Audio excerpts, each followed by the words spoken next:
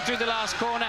He could and should at least move up to the front row with this one, over the line, yes! And he goes fastest. 17.529. I was very happy with the balance of the car, so after the first run I said just put another set of tyres and let's go, and thankfully it was just starting to spit, but I was able to get a clean lap.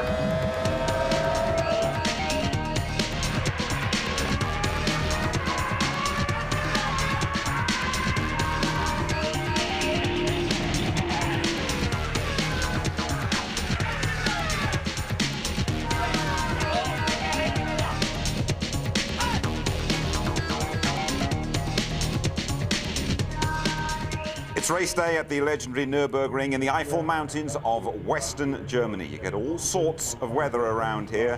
It's a cool 10 degrees. It is threatening to rain for the European Grand Prix. Hello there, welcome to the ITV Trackside Studio. A brilliant vista we have here at the Nürburgring as well. David Coulthard still herding after that plane crash, but he stuck his McLaren on pole for the first time in 2 years. And how appropriate that alongside Tony Jardine in the studio, we're joined by Norbert Howe, Mercedes Motorsport Director. Norbert, welcome. High hopes for David this afternoon? Yes, for sure. I mean, he did a fantastic job. He did not only do a good race in Barcelona, he really handled it very well today and yesterday's practice. And I think even if the circumstances would have been right, let's say that the whole hour could be used for the qualifying, I think he would have had a very good chance to stay on pole. The 1:17.5 he did is a remarkable achievement, I have to say. Do you detect a new, a more determined David Coulthard, particularly after the plane crash? I'm not so sure.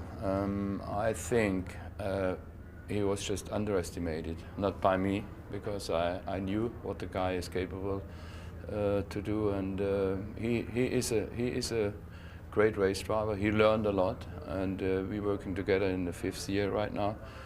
And he improved his performance continuously, and I think he even will be better in the future. And let's say he's going to have a couple of race wins, then that would be the major breakthrough, and I think he can do it. Okay, Tony, let's have a check back at that qualifying hour, almost a half hour really, where it all happened before the rain came here yesterday. And I mean, Michael Schumacher and Coulthard, there was a real battle going on. Hakkinen was involved as well, but it was all a question of finding that sweet spot in the hour, wasn't it? There was a sense of urgency to it, and none more than David Coulthard, as we're watching here, and his timing was impeccable. But I just think that because he'd had the accident in the morning, he'd run off on the track there, done some damage, that made him not make any changes to the car. He was quite happy with the car. For once, he left it, and off he went. And then out went Schumacher as well, who went about half a second quicker at the time. Well, we thought already there's a ding-dong battle going on. Schumacher wanting to perform at home, of course, he hadn't done that last year. Mika Häkkinen's not been that happy with his car all weekend. He's never actually been on pole at the European Grand Prix, but we thought he'd done it first inside 1:18, wasn't he? Yeah, I mean, the reliability factor, as he says, and Norbert knows, has been working very, very hard on things. A great qualifying driver anyway, a brilliant driver in Häkkinen. But here he had some problems with the brakes in the morning. He did say afterwards, my car is not the same as David's. I'm not 100% happy. He's not normally like that. I'm down in 3rd place on the grid. Nonetheless, I expect to see fireworks from him in the race. And then, almost within seconds of each other in that session, David Coulthard got his pole position and Michael Schumacher was just fractionally behind him. Yeah, and I think, well, David Coulthard, of course, when he was saying here, he actually purposely kept off the curbs. He said, perhaps I lost a few tenths of a second here. He went round, and this is great because I unlike Norbert, I think he has. I think he is a bit stronger. I think he is a bit ruder. He is ignoring a lot of the interviews. He is more determined than ever. Right after this, Michael Schumacher went out, and he couldn't better the lap. And again, this thing that we see every now and again, despite Schumacher's brilliance, he makes the odd mistake. He made 2 mistakes down at the Dunlop curve twice, where he outbraked himself. And he's using this development engine, which they're now going to use in the race, which Jean Todt said originally they weren't going to use. So we'll see what happens with that engine. OK, Michael Schumacher, though, quickest in warm-up this morning. Right, let's hear from some of the drivers, shall we? Starting with a rather downbeat world champion. My car just wasn't right. It just was not performing as it should have performed. And I was not able to maximize how to get the best lap time. Well, feeling comfortable. Second position is a very good start base for the race, and we have to get right the start, the strategy for the race, and the rest will happen. I feel good. No one's won from pole this year, but I hope I can be the first. So the grid, Tony. Yeah, well, I mean, this is the first pole for Coulthard since '98 in Canada. Schumacher not that happy, but he says get the strategy right from the front row of the grid. Hakkinen, as we know, not 100% happy. Barrichello 23 points behind. Will he now have to kowtow behind Michael Schumacher? Ralph, a great job there, and competition for Norbert and BMW and a few of the workers here. Truly, second here last year, heading for the podium, he hopes. Fisichella lost a wheel this morning, very embarrassing. Irvine quite close to his best. He was 6th at San Marino. Not bad for Jaguar there. Villeneuve affected by the traffic, so was Frentzen and the rain, having that last dash towards the end of the qualifying session. And Button, well, he was affected. He crashed. He missed one whole session. Sir Frank Williams said we expected more pressure on Button there. De La Rosa equaling his best from Australia. Verstappen, engine change. Wirtz, Pat Simmons, technical director, is in charge of his car, making no difference. Deniz, Herbert confused from the morning until the afternoon. He doesn't know why he didn't go quicker. Problems for him there in Jaguar.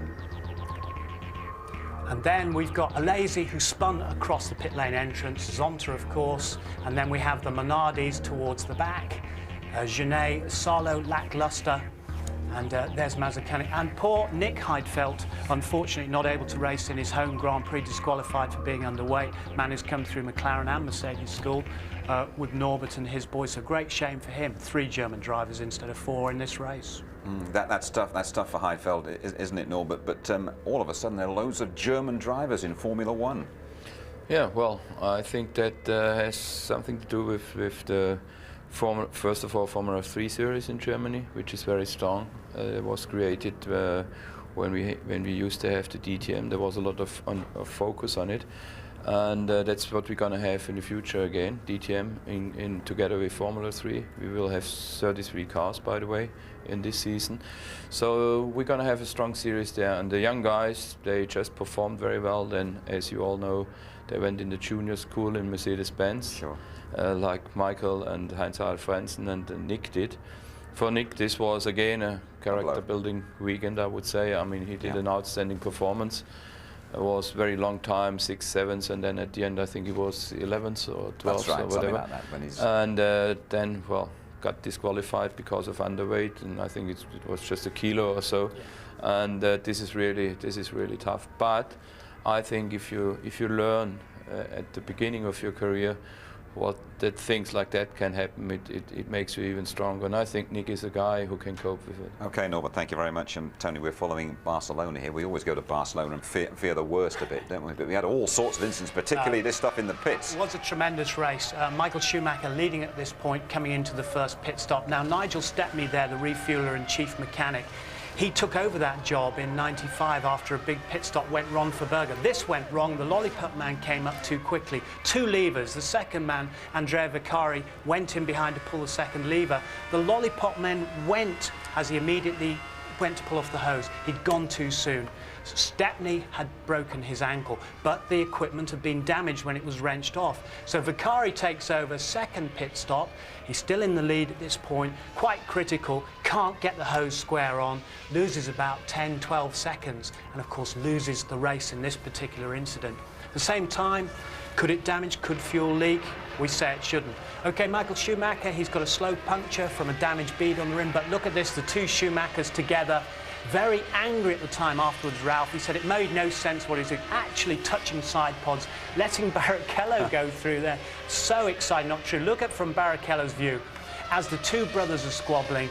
And of course, afterwards there was a contra, Tom, but now there's nothing in it. Now this is a tactical block from Michael Schumacher when he was defending that second place.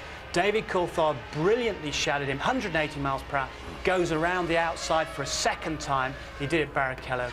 Now this is the ever-improving McLaren Mercedes, now winning the second 1-2 on the trot. 14 points they have reduced that gap to. Tremendous performance. Hackney very pleased with it, and he said this could be the turning point, and let's hope it was. It's a very exciting championship we've got on our hands now. Absolutely, thank you, Tony. Once again, then, we've seen the importance of that pit crew and just how dangerous the job can be, particularly when the pressure is on. Watch carefully now with James Allen.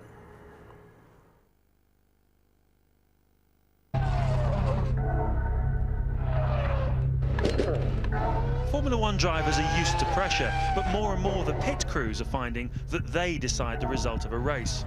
For the mechanics, a pit stop is exciting, difficult, and very, very risky. It takes just 3 or 4 seconds to change the wheels. The really time-consuming bit is putting the fuel in, whether it be a 6-second splash and dash or 11 seconds width, which is enough for half the race. Now, the man who controls the pit stop is the lollipop man. He has to look out, make sure all the wheels are back on the car, and most importantly, the refueler is off before he's happy to let the car go. Sometimes it all goes horribly wrong, as in Spain 2 weeks ago. Schumacher in, leading the race. This pit stop is going to be absolutely crucial. In goes the hose, down goes the lollipop. New wheels and tyres on. Lollipop off, and oh, the hose was still in. The lollipop man thinks he sees the refueler pull off. He releases Schumacher. Too late, he realises his mistake, and the refueler breaks his ankle. So let's take you down to the pit lane and show you why it's such a risky business. As you can see, there are 2 of us doing this because it's so heavy, about 30 or 40 kilos when there's fuel in it. You put it on, I've not even got it lined up when it's stationary. Push down the black handle, there's a flow meter here, number of seconds going in of fuel. When you're happy, enough fuel in, you pull this handle back, get hold of this one and pull it away. Easy enough when it's stationary, but much more difficult when it's moving. And more difficult still when you're wearing cumbersome fireproof gear, helmets and breathing apparatus.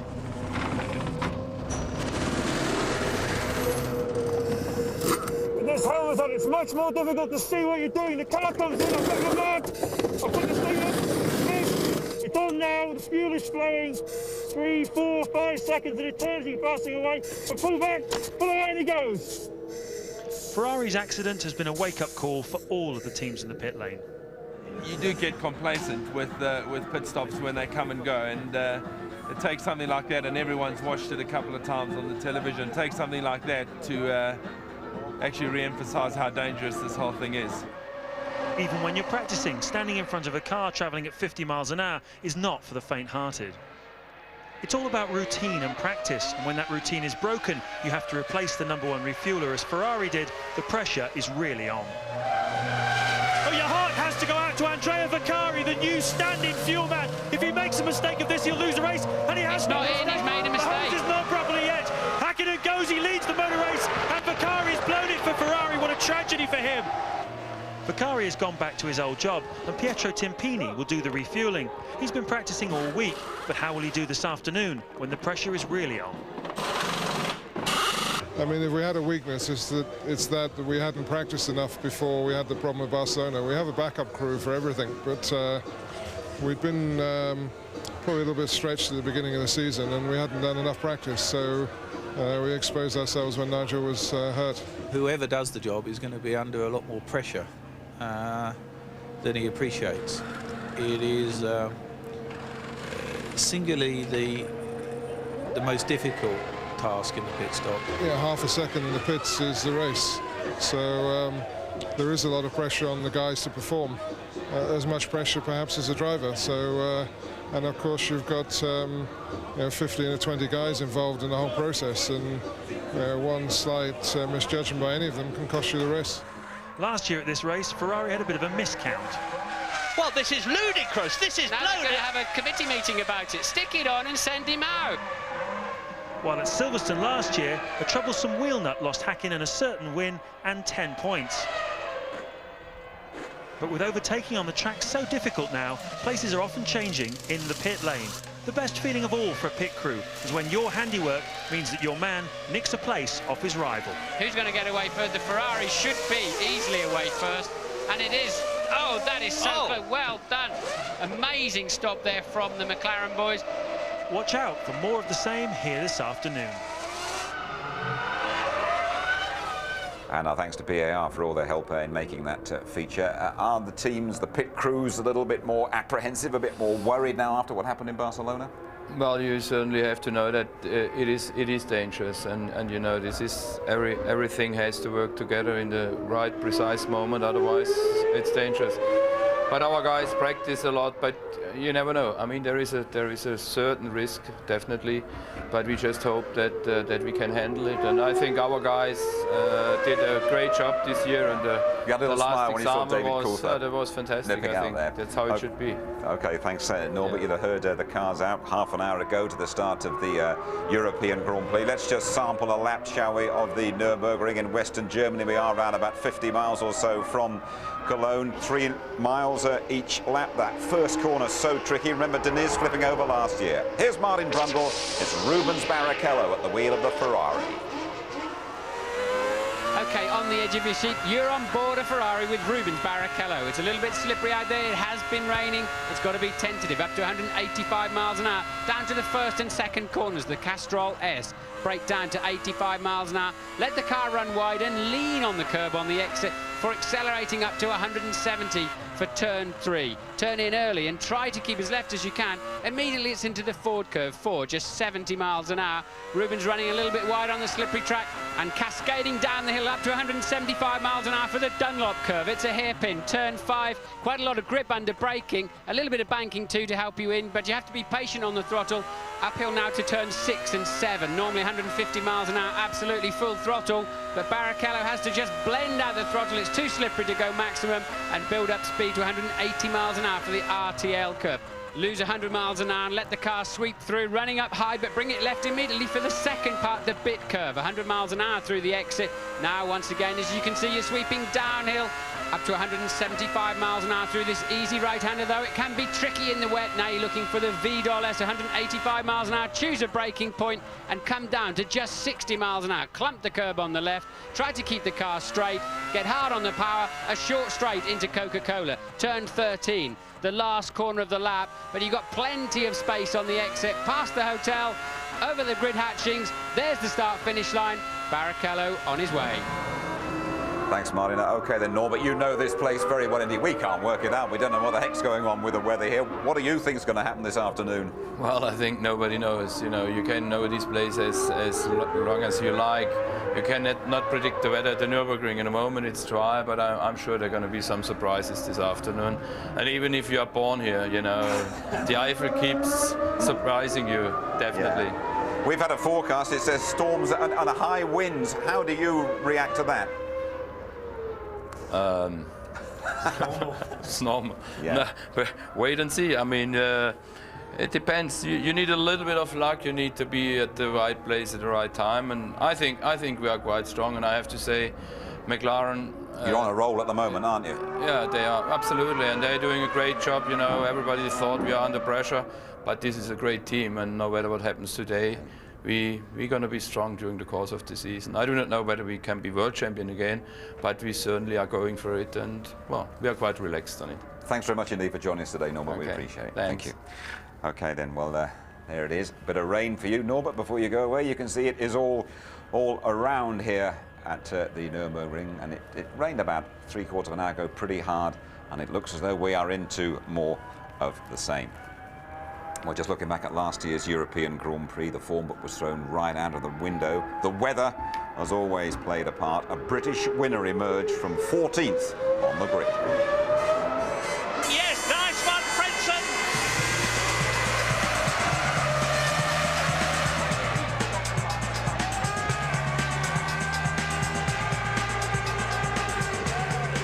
Oh, somebody's over.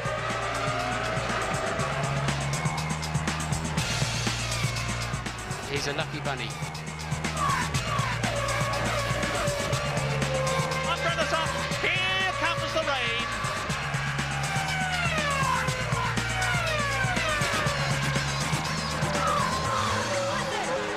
There's no tyre here.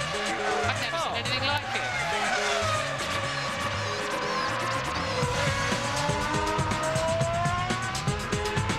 Frenson stops on turn 3 and Eddie Jordan is gutted. Oh no, Coulthard off the road. David Coulthard has gone off. Wow, my God, this is unbelievable.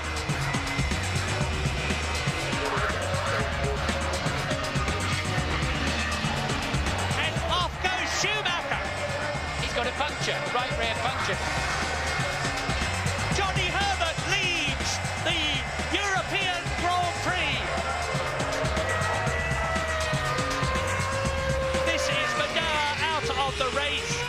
Fourth place, of course, he's just lost. So 3 World Championship points and what would have been a stunning 4th place in Minardi. Johnny Herbert in the Stewart turns into corner 13 and takes the checkered flag to win. Oh, words fail me.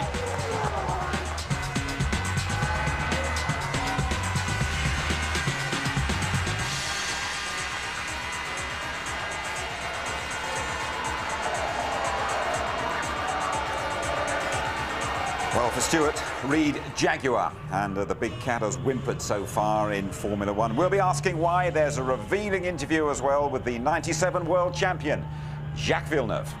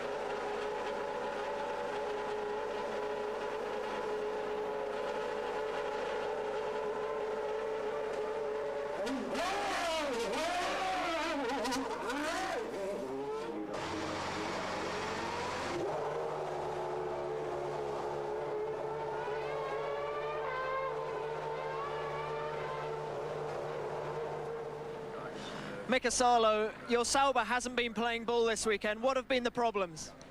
To be honest, I have no idea. We've been a bit off the pace all weekend, and now we had a good chance in the qualifying. I think the car was better in the qualifying than this, but we screwed up our timing quite badly. So I was out when it was raining, and then I missed the last run.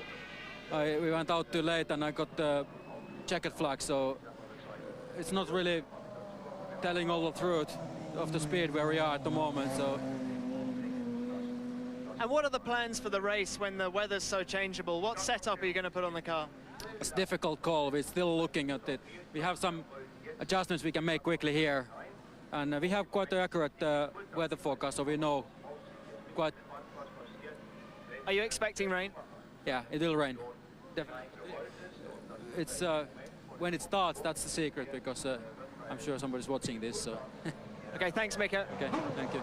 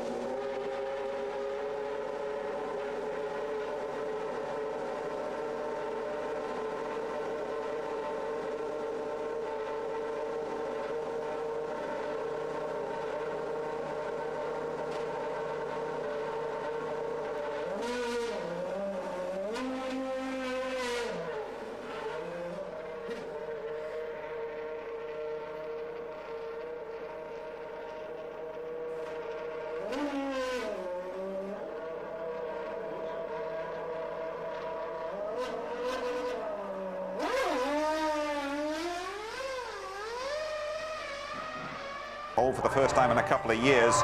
Nick Heidfeld, the young German, should have started his home Grand Prix in 13th place. His Prost, though, has been excluded for running underweight. In the 5th, the Martin Brundle's Inside Track Series, Martin has weighty matters on his mind.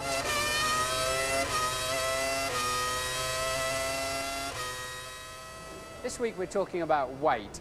Now, Article 4 of the regulation says the total car must weigh more than 600 kilograms, so that's easy then. Actually, in true Formula One style, it's not at all easy, because that weight must include the drivers. Of course, when the car comes in for qualifying, the driver is sitting in the car and it's easy to weigh. But after the race, for example, the driver is long gone.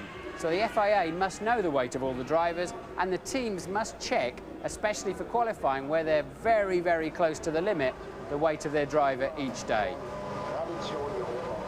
The minimum weight limit was originally to make sure the cars were sturdy enough, but that's now been superseded by crash tests to make sure that the driver is safe. So now it's an equalisation process. The lighter drivers are 60 kilos, the heaviest are 85, and those heavier drivers would be penalised by up to a second per lap. But the teams are smart. They now build the cars up to 80 kilos underweight and then use ballast, moving it around the car, lowering the centre of gravity and tuning it. You'd be amazed what a difference just 5 kilos moved from the front to the rear makes to the handling.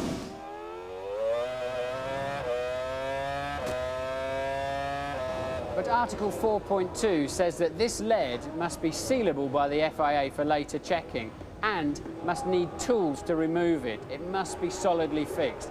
Can you imagine something like this flying around in a big accident? But there's a twist. 4.3 says you can't add anything during the race with the exception of fuel, nitrogen and compressed air. But I'll let you into a little secret. The drivers are also told on the in-lap, the slowing down lap after the race, to go offline and pick up all the debris, discarded rubber that they can on the tyres. That can add over a kilo to the weight and could prevent you from being thrown out of the race. Weight is king in Formula One. Thanks, Martin. Eddie Irvine, 8th on the grid as Jaguar search for their first point. As Stewarts, they had their finest hour here last time round. Louise Goodman reporting. It was the crowning moment in Stewart's brief history. The team scored not just a maiden victory, but almost 40% of its 99 points tally at the Nürburgring. 8 months later, it's a different story. Stewart's out, Jaguar's in, and the scoreboard's reading 0. We had bonuses last year, and we have to look at them as bonuses and not reality. We had a quick little car, it was okay, and at the end of the season, Johnny and Rubens were both up there with it. But it's a whole package. You know, generally, I don't believe we've done as good a job as a team as the other people have done as a team, even though we still have moved forward a bit. I think we were lucky that we had a good car, but everybody obviously has caught up and actually probably done a bigger jump than we have. I think we have a better car than we had last year, but I think other people have better cars, a lot better cars than they had last year. And of course, as you can see from the grids, it's so close, and 2 tenths can make a big difference on the grid. Jackie's resignation created a void at the helm, and it suggested that the team suffered a lack of direction in the changeover from Stewart to Jaguar. It wasn't really a lack of direction so much. It was just really a lack through the winter of really knowing what we were doing. You know, there was times you felt you were actually going, just a racing team going racing, and you couldn't quite get your hands on why you were doing it. You know, there was a company owned you that you never saw, and it made it quite difficult just to get decisions made. That was the basic thing. I think everything's being done that could be done at the minute, but it's not enough, and all our guys know it's not enough, but they can't do any more. It's a very small team, very limited resources, very small infrastructure, you know. This team is a long way from being where it needs to be. They know that, and that's what we're, you know, all the processes are happening at the minute, but it's going to take time. The man charged with turning things round is Neil Ressler. He's a new face in F1, but comes highly recommended. He was Ford's chief technical officer.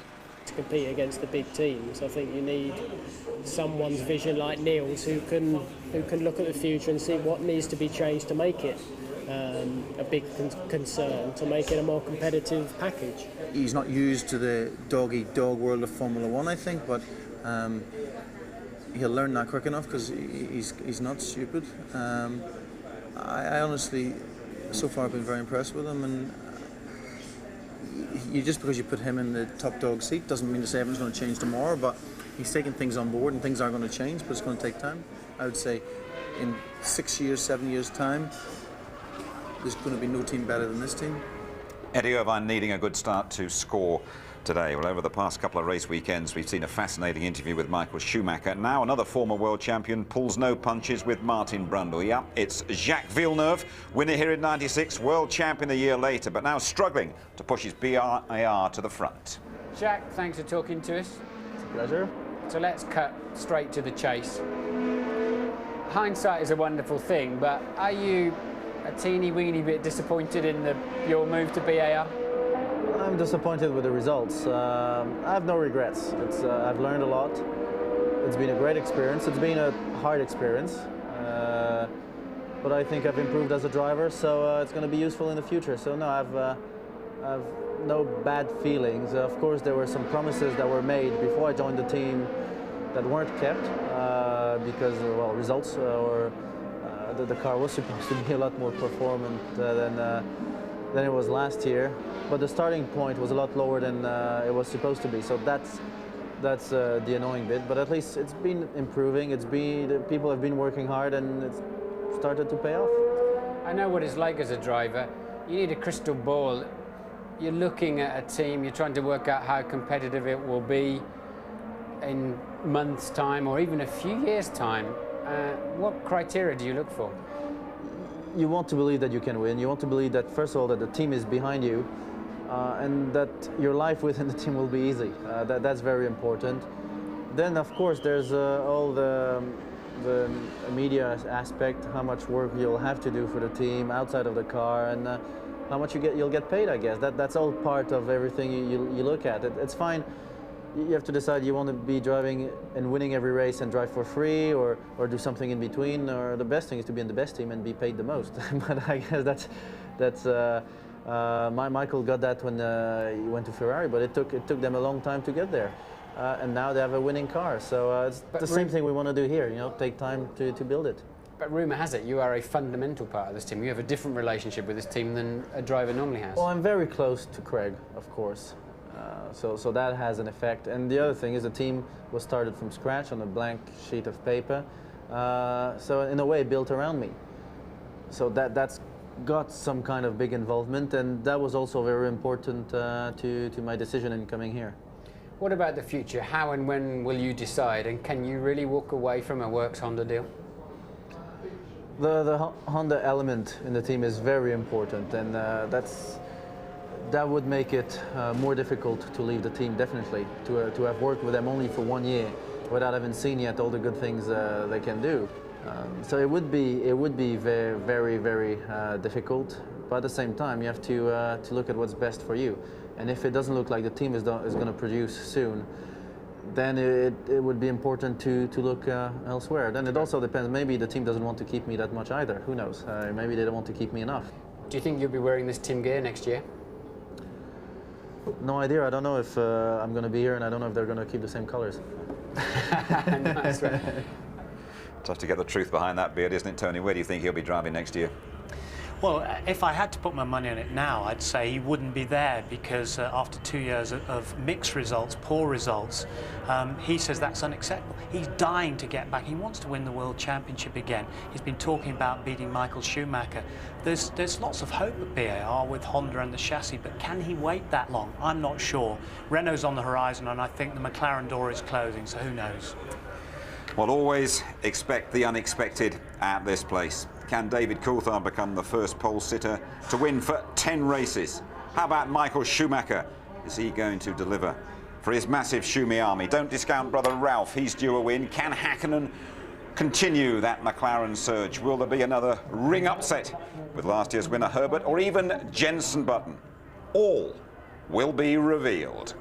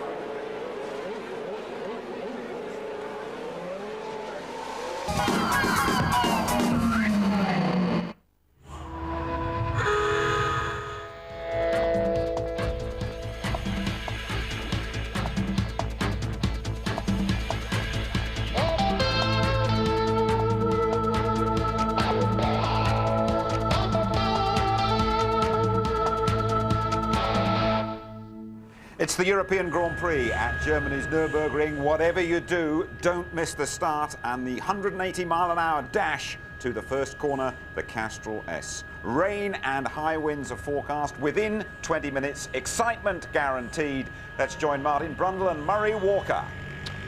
Thank you, Jim. Well, you can see this wonderful Eiffel Mountains countryside spread out there.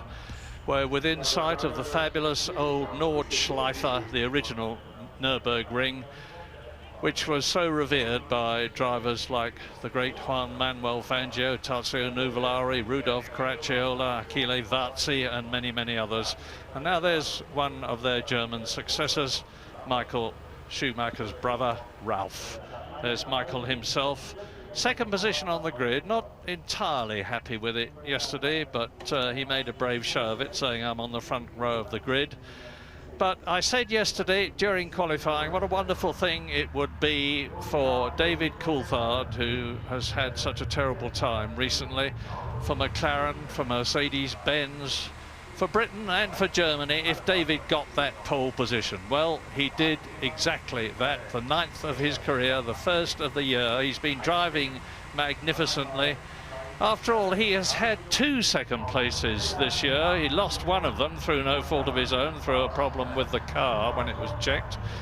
But he's also won the British Grand Prix, and he's well up in the World Championship, just 2 points behind his teammate Mika Häkkinen and 16 points behind Michael Schumacher. So David Coulthard is very much in the running from pole position for another win here to improve his World Championship position. But that's one of the men who's going to be trying to stop him, Mika Häkkinen, and of course not only Michael Schumacher in the Ferrari, but Barrichello, Rubens Barrichello in the second Ferrari. The front row of the grid, the 4 fastest drivers, the 4 best cars, 2 Ferraris, 2 McLarens, but let me mark your card straight away. 2 men to watch particularly at the start. Ralf Schumacher, who is in 5th position on the grid in the Williams BMW, behind Mika Häkkinen, and Jacques Villeneuve in the BAR. You've just been hearing from Martin and from Villeneuve himself. They're both demon starters. We've seen a lot of that this year, and we could be seeing it again here. I think tactics are everything this afternoon, Murray. I think that we could well see 2 Ferraris that are going to be very active in the early part of this race. I think there could be completely different strategies between McLaren and Ferrari in how they're going to run this, how they're going to try and anticipate the weather. So we could see quite a strange first few laps, I think, as they shape up. Coulthard's fine, bit of adrenaline running through those cracked ribs, he'll be all right. And Häkkinen certainly seemed on a mission in this morning's warm-up. I don't think Michael Schumacher really was that disappointed with second on the grid. He's on the harder tyre, suits his driving style, suits the balance he wanted in the car, and we know them to be about 2 to 3 tenths slower on one flying lap than the softer tyre. So I think he felt that front row of the grid was probably just fine. So Michael is right. They've been changing the wings, the downforce settings down on the grid.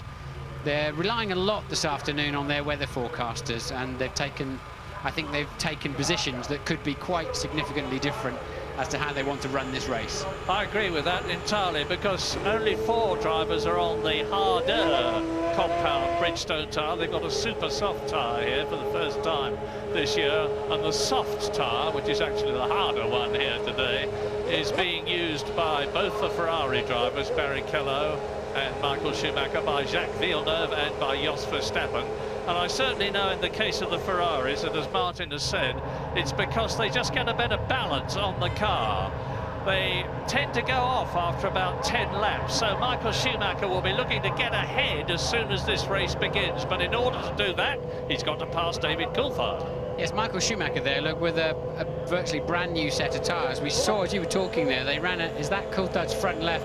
Yeah, it looks like it's ready to be thrown away before he even starts the race. Now, that's because of the groove tyres. Some of the teams are finding that the further they run, the better the tyres, particularly as the track must surely be a little bit damp. One problem Coulthard's got, I was just looking at it, is just in front of him, Michael Schumacher is charging away there, but David Coulthard has got 2 black patches. You saw them briefly that have been painted out. It's quite a shiny paint on top of it, and I think it's a little bit unfair for those on the front of the grid. Actually, they've got to go over that whilst they're still trying to control the wheel spin.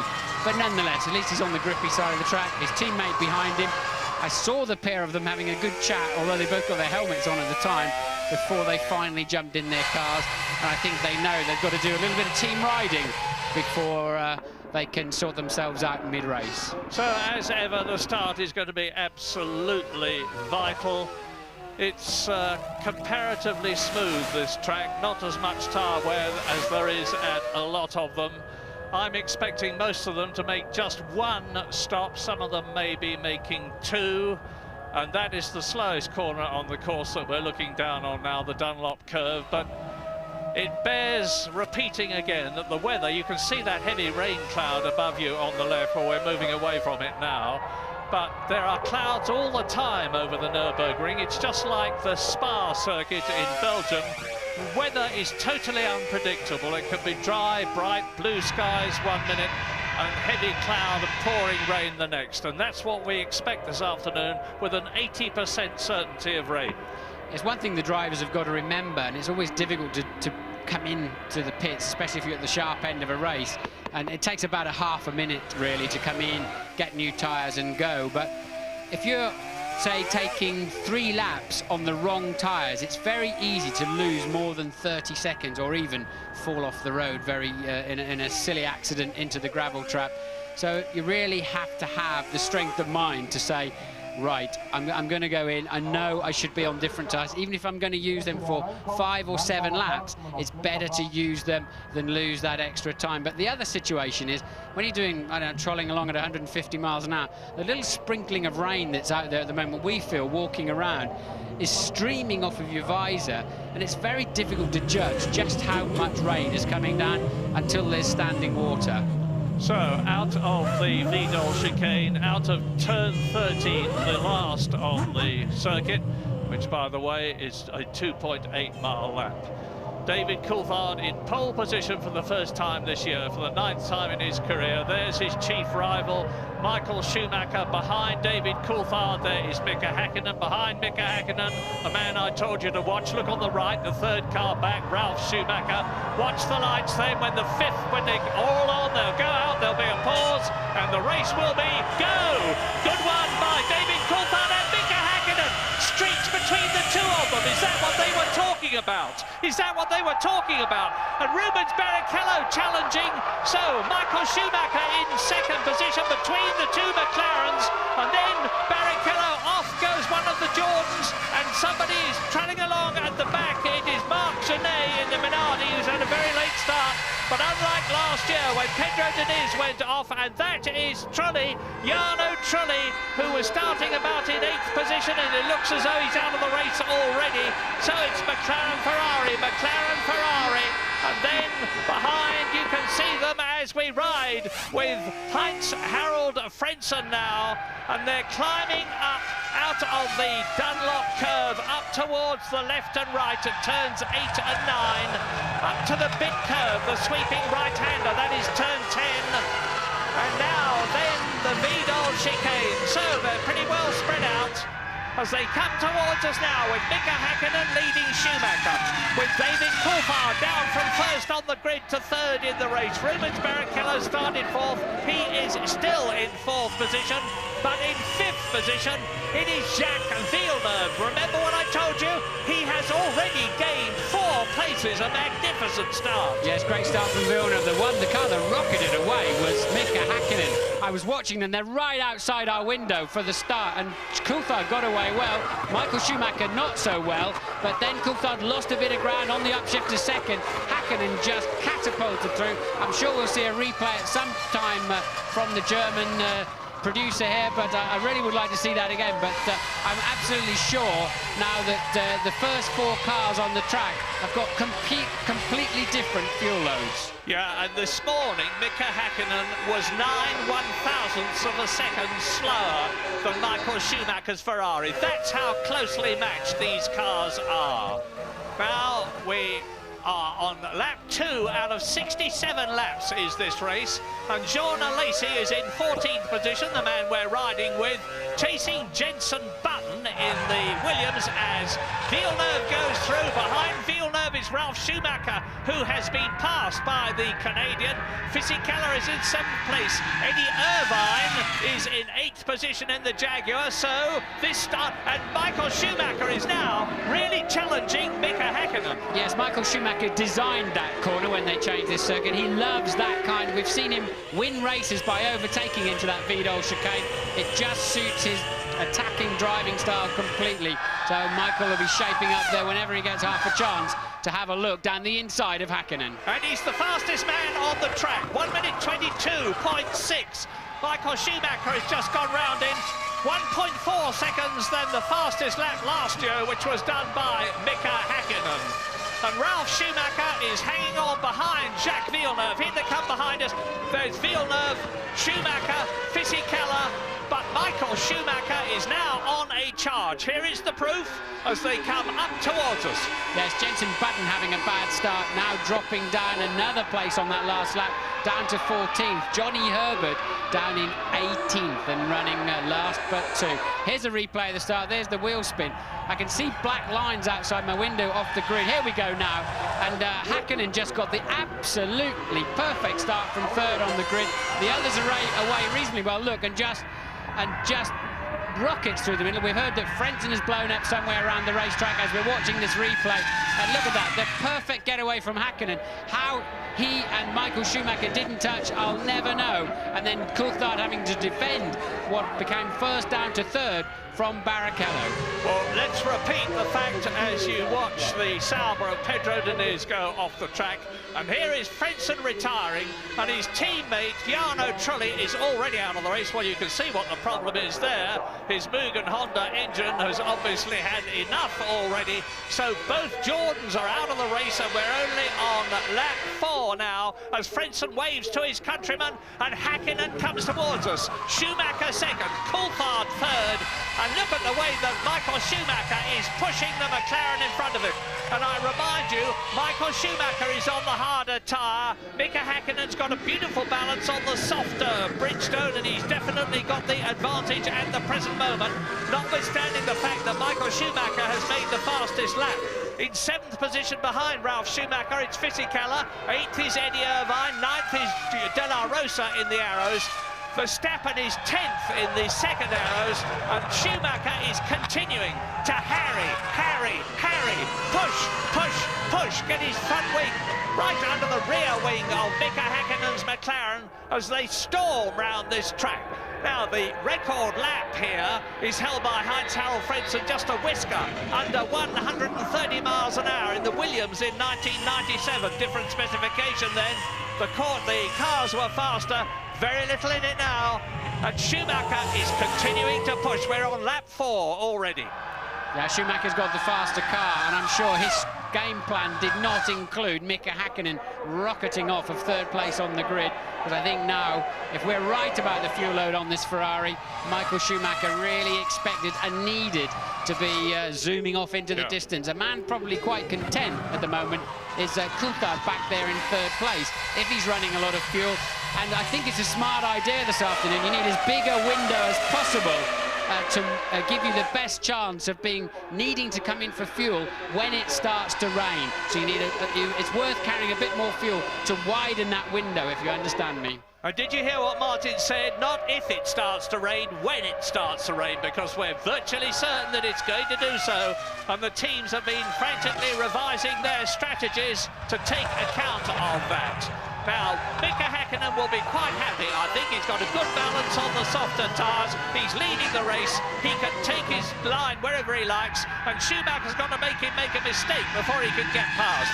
And Mika Häkkinen, twice a world champion, is not going to do that. Well, that's two camera angles where I've seen spots of rain on the lens, so for sure it's getting a little bit damper. Looking out of the window, no signs of umbrellas out here with the crowd at the moment, but Michael Schumacher appears to have a much better handling car at this stage of the race. The first two are stretching away slightly from the second two. Häkkinen leads Schumacher, there they are, and David Coulthard is 2 seconds behind them with Rubens Barrichello tucked under his wing. Jacques Villeneuve is 6 seconds behind Barrichello. Fisichella is right behind Villeneuve in 6th position.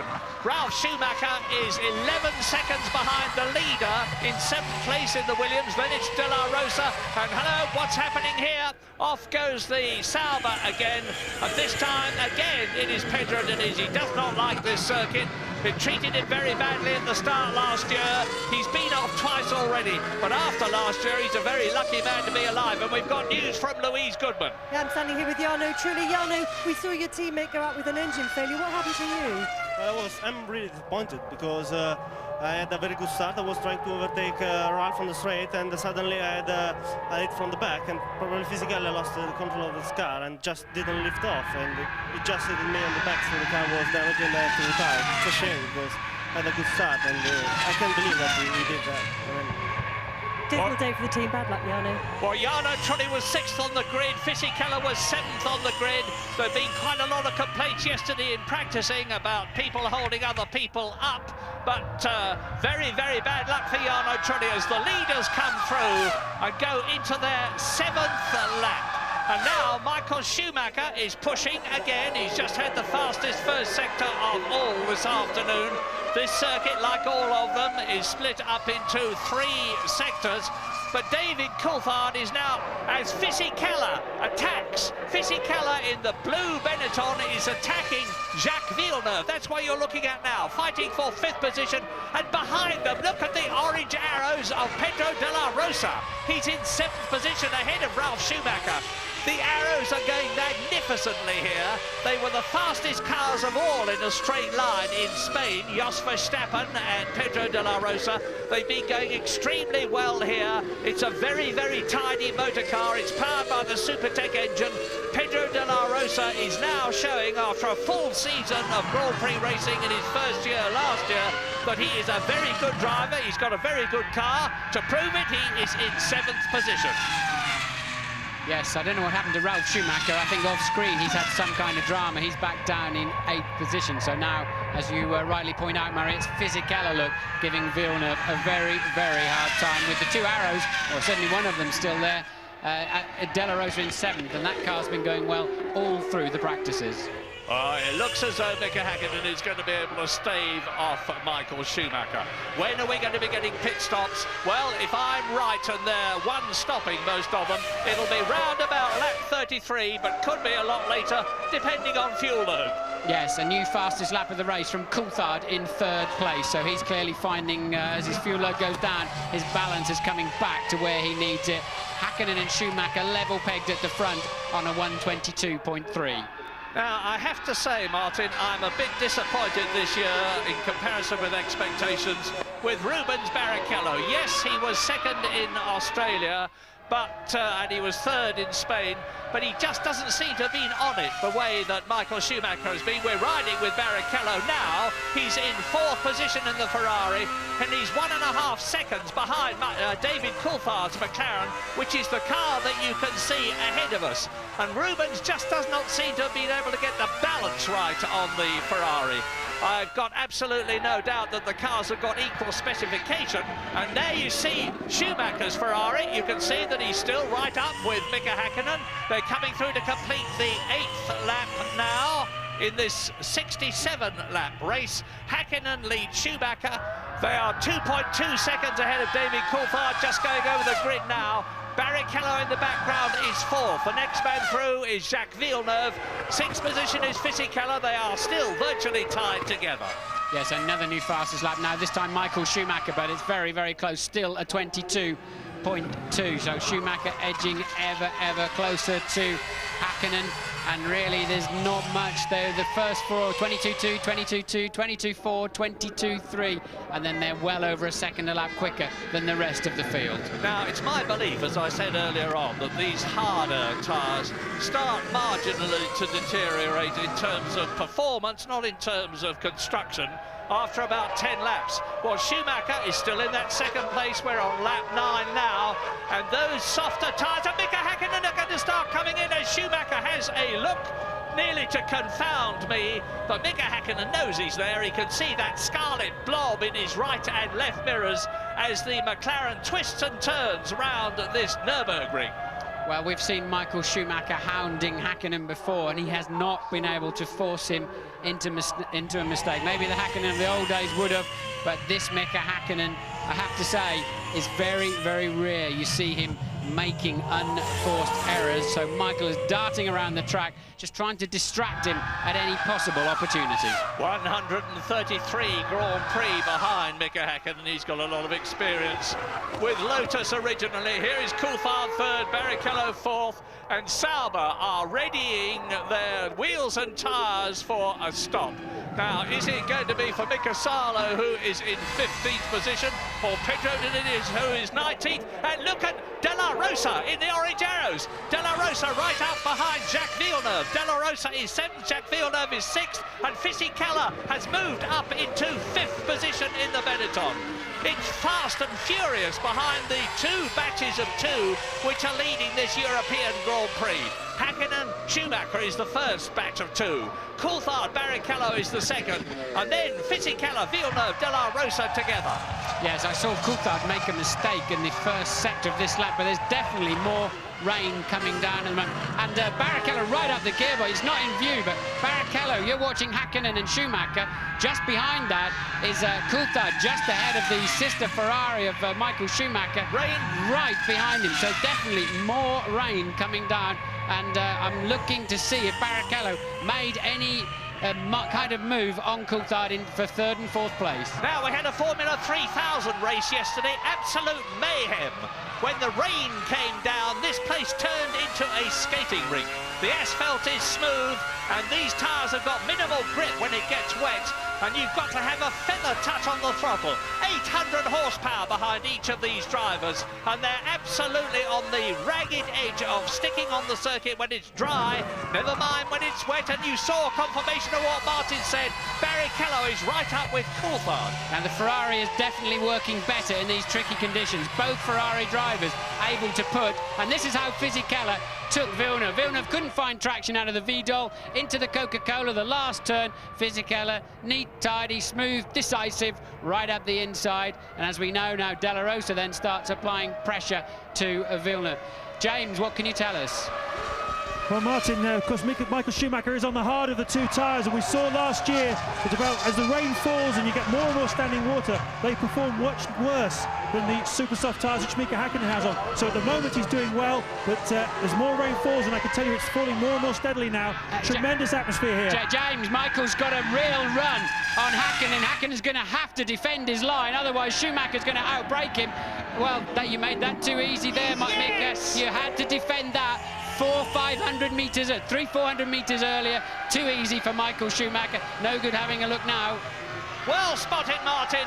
Beautiful, beautiful drive by Michael Schumacher, who has to make... Hakkinen gives way. The Ferrari mechanics wave in delight. So now it is Ferrari, McLaren, McLaren, Ferrari, and that yellow and red flag is to indicate that the circuit is getting wet. They'll know that. They'll see these raindrops coming towards them and bouncing on their visors. And now, remember, Michael Michael Schumacher is the absolute rain master of Formula One. One of the greatest drives I've ever seen as we see this replay of Michael Schumacher diving up the inside of Mika Häkkinen, who has to stay out, tuck in behind the Ferrari as they come into the chicane. And that is where Michael Schumacher brilliantly passed Jean Alesi's Ferrari years ago when Schumacher was with Benetton to win the European Grand Prix, because Schumacher has won this race twice already, 94 and 95. So you'll see the red and yellow striped flags waving, normally referred to as the oil flags, but actually it's the slippery track flag. And Michael Schumacher, he may have slightly harder compound tyres on, but he is excellent in this kind of situation, second guessing how much grip there's going to be in a corner before you arrive. And now when they're passing over some sections of the track, now this is Barrichello behind Coulthard. Does he have a go up the inside into turn one? This is a replay, but I don't know the outcome. I'm assuming Coulthard on the better line into the corner. No, Barrichello's gone through. Where's Coulthard?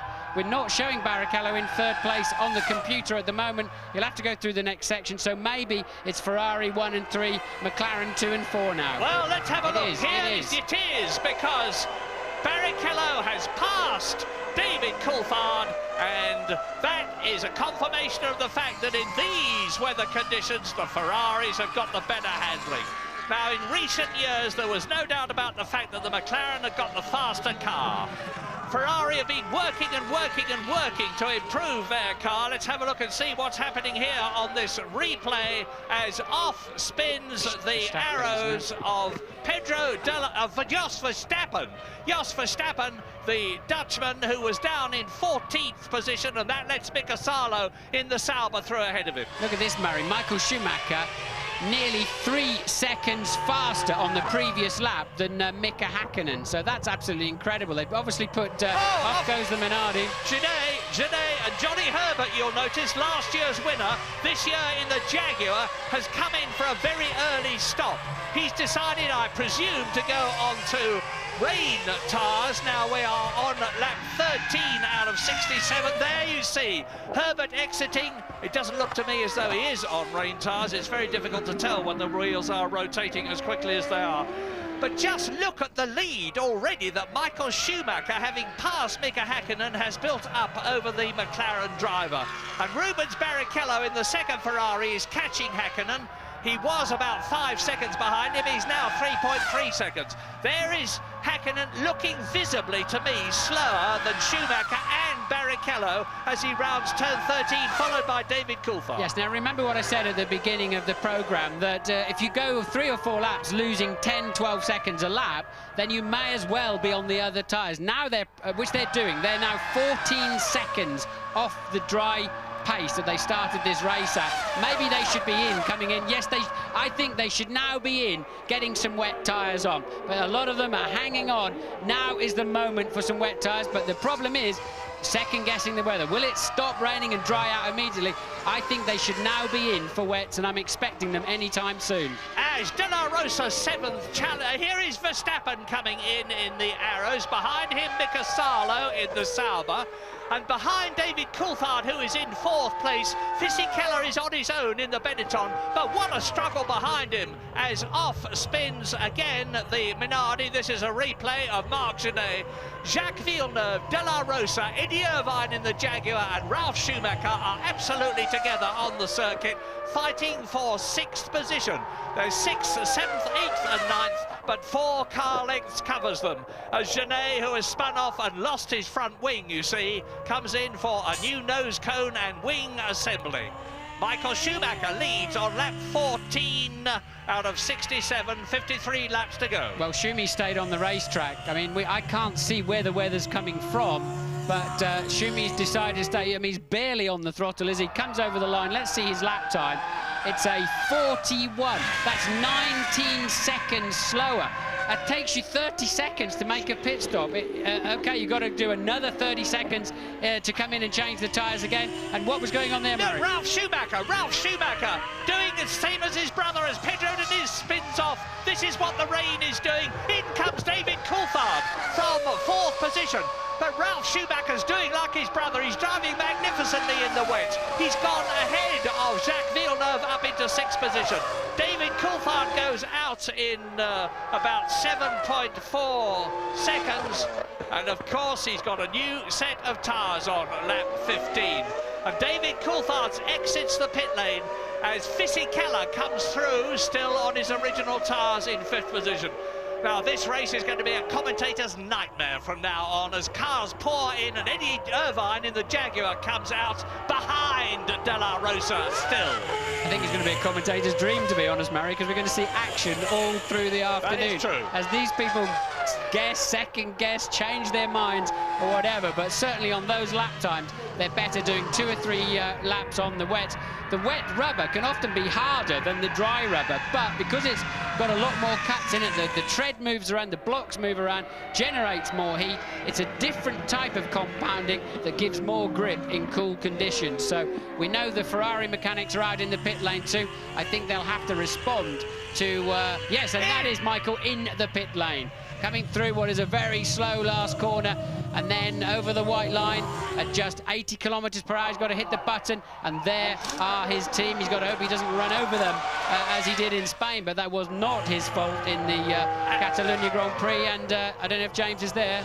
And behind him is Mika Häkkinen. So they come in 1st and 2nd. Häkkinen stops. There he is in the background. There is Fisichella coming in. So all the leaders are coming in now.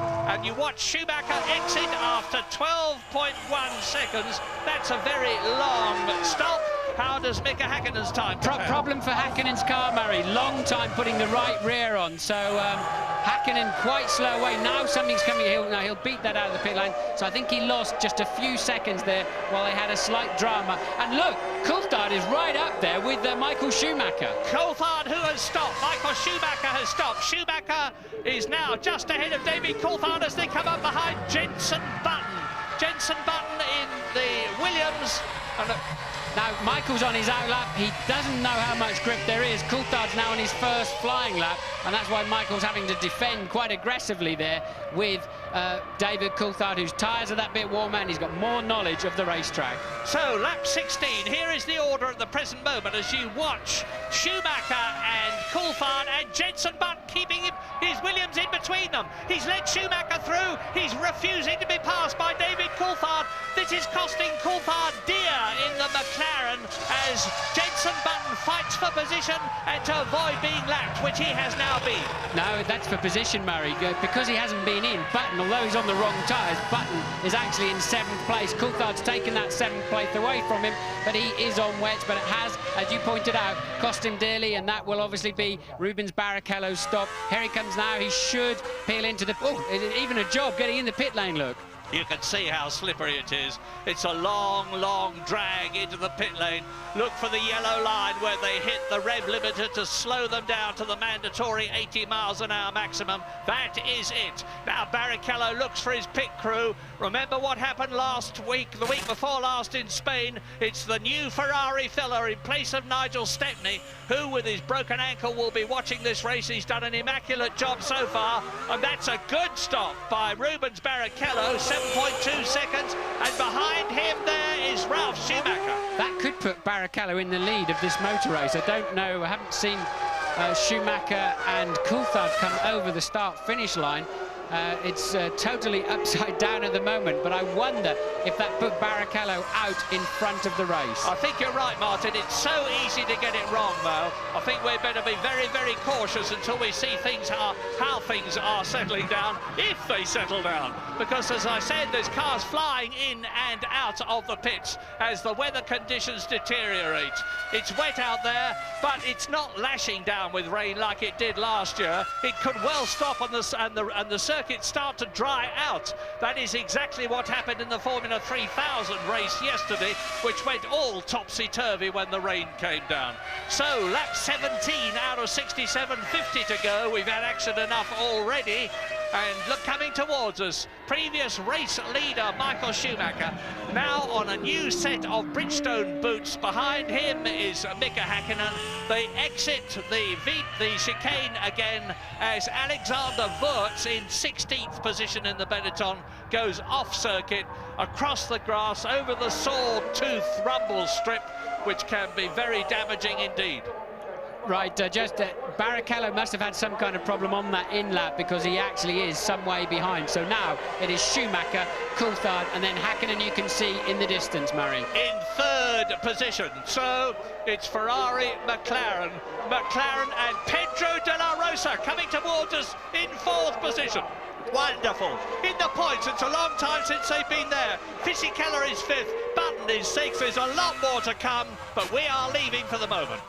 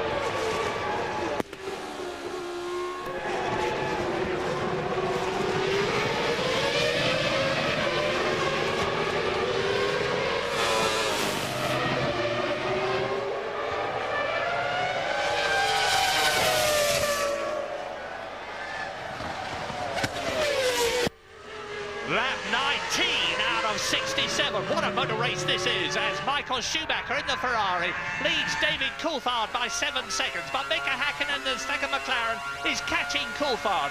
A fantastic battle for 4th place between Pedro de la Rosa in the Arrows and Fisichella in the Benetton. And Eddie Irvine is in 6th position for Jaguar. In the points for Jaguar, Jos Verstappen, Arrows, 7th, Barrichello, Ferrari down in 8th position. Johnny Herbert, the second Jaguar, in the top 10. He is 9th, and 10th is Ralf Schumacher. Yes, well, with whatever kind of problem Barrichello had on his in-lap, that's put him down in 8th, as you've seen. And just coming up now to pass Verstappen, and Verstappen may just cut across his bow there, and Barrichello realising that and giving him plenty of space. He's going to get better drive out of the corner, and now surely the next corner is Barrichello's to take 7th place. He's got more grip now. Verstappen's not going to make it that easy for him. A nice piece of driving, Jos. So Barrichello's going to have to work to come through the field. The man who's taking it too easily, he's too cautious, is Coulthard in 2nd place. Remember, Murray, he went off in this, leading this race easily last year by pushing too hard in the wet. Right now, I don't think he's pushing hard enough. He's losing a couple of seconds a lap to Michael Schumacher, and Häkkinen is catching him about 1.5 seconds per lap. This is fantastic motor racing. 6th on the right, Eddie Irvine, Jaguar. Jos Verstappen, 7th. Rubens Barrichello in the Ferrari, 8th. Now they are fighting each other. I could hardly believe my ears after Spain when I heard people complaining about the two Schumacher brothers, Ralph in the Williams and Michael in the Ferrari, having a battle for position. It was great motor racing, and that's exactly what we're seeing here. absolutely on the limit, as David Coulthard is being caught, as Martin's told you, by Mika Häkkinen. James Allen, what's the news? Sensational atmosphere down here in the pit lane today, Murray. Just looking at the pit stops, Coulthard stopped for 7.4 seconds. That's not a lot of fuel to go on board, but I think he had quite a bit to start. Now, Schumacher stopped for 12 seconds. That's enough fuel for 35 laps, but he had very little fuel at the start, so they're roughly on the same sort of fuel load at the moment. Häkkinen's problem was getting the wheel nut back onto the right rear tyre. It's cost him dear, about 4 seconds. But on a day like today, with such strange and changeable conditions, it might not be the end of the world for him. But obviously, Ferrari and McLaren both think it's going to rain now for quite a long time, at least the next half an hour or 40 minutes. This race is far from over, and we definitely will have more pit stops. And Häkkinen goes through, passes David Coulthard. Häkkinen's been lapping 2 seconds a lap faster than his teammate. He's got the bit between his teeth now. He's going for it. He's back into second position. David Coulthard there, the pole position man, goes down to third position. But Mika Häkkinen is some 12 seconds behind race leader Michael Schumacher on lap 21. David Coulthard was looking down in the cockpit there at some point, but normally he's the man in the rain. He's normally absolutely flying. Remember Manicourt last year, where he just scampered off into the distance, and even here. And look, Coulthard, I think he knows that his teammate was much faster than him, gave him plenty of space to pass him going up into turn 7. So Coulthard may be carrying some kind of problem. Normally he is faster than that on a wet track. Yeah, I remember that David Coulthard has actually got 3 broken ribs. He's recovering from them. He's a lot better than he was in Spain. But the fact is that he's got 3 broken ribs, and it's a tremendously demanding situation physically that it's in now, as the Ferrari of Michael Schumacher scythes its way through the field. He is now up behind Pedro Diniz, who is 18th. He's lapped Mazzacane. In fact, he's passed Pedro Diniz. Yes, I think Coulthard lost 5 seconds on the last lap, Maris. I think his problem is more than a few spare ribs in there that are not doing their job. So Coulthard carrying some kind of drama in the car. James, what can you tell us about David? Well, what I can tell you is that the last time by, David came quite close to the pit wall. Adrian Newey the chief designer, came off the pit wall and looked down, leant out over the side, took a very close look. I think it was at the front wing of the McLaren to see if there was any damage. I saw him tap Dave Ryan there, who runs... Oh! Sorry, James, that was Schumacher getting it sideways. Carry on. I saw him... This is amazing, isn't it, Murray? I saw him tap Dave Ryan, who runs Coulthard's race effort, on the shoulder and say, it's OK, Coulthard's car is OK. Well, it may be OK, but it's not quick enough to hold that second position. We're on lap 23 now. Now, this is going to be a replay of Rubens Barrichello coming up behind Pedro de la Rosa and Eddie Irvine to try and gain track position. I've said so far it's Verstappen, actually, I apologise. I said that Barrichello has been the disappointment of this race for me so far, because he is down in 7th position. Well, he's moved up a place there, and the race order is Schumacher leading Häkkinen. As you see, Barrichello diving through inside Verstappen's arrows. Now, the arrows are in 8th position and 5th position. De La Rosa is in the top 6. And the top 6 are Michael Schumacher, 12.7 seconds, Mika Häkkinen, 4.8 seconds, David Coulthard, 9.3 seconds, Fisichella 4th, 1.3 seconds, 6.5 seconds, Rubens Barrichello, and then Eddie Irvine is still there, and Johnny Herbert is still in the top 10 for Jaguar. Now, Johnny Herbert is fighting to maintain his place in the Jaguar team next year. He really wants a good result. Well, of course, he always wants one. And last year, he got one here because he won the race in appalling conditions. Look at the track, look at the distance between Schumacher that you've seen go through, and here is Mika Häkkinen. Comparative lap times, well, Häkkinen is lapping nearly 2 seconds faster at the present moment than Schumacher. This lap's about the same, though, and remember, Michael had to pass the car on the previous lap, and he got well out of shape, as we saw for ourselves. So I think at the end of this lap, we'll see Michael has done a 30.4, and Mika a 30.5, so the gap remains around 12.9 seconds. Well, interestingly, in terms of the Constructors' contest, which Ferrari lead McLaren by 7 points, Both the Ferrari and the McLaren teams are on 10 points. That's a replay of Michael Schumacher going into the chicane and nearly, but not, losing it. Michael Schumacher is on a potential 10 World Championship points, and that would increase his lead over Mika Häkkinen. We're going for a break.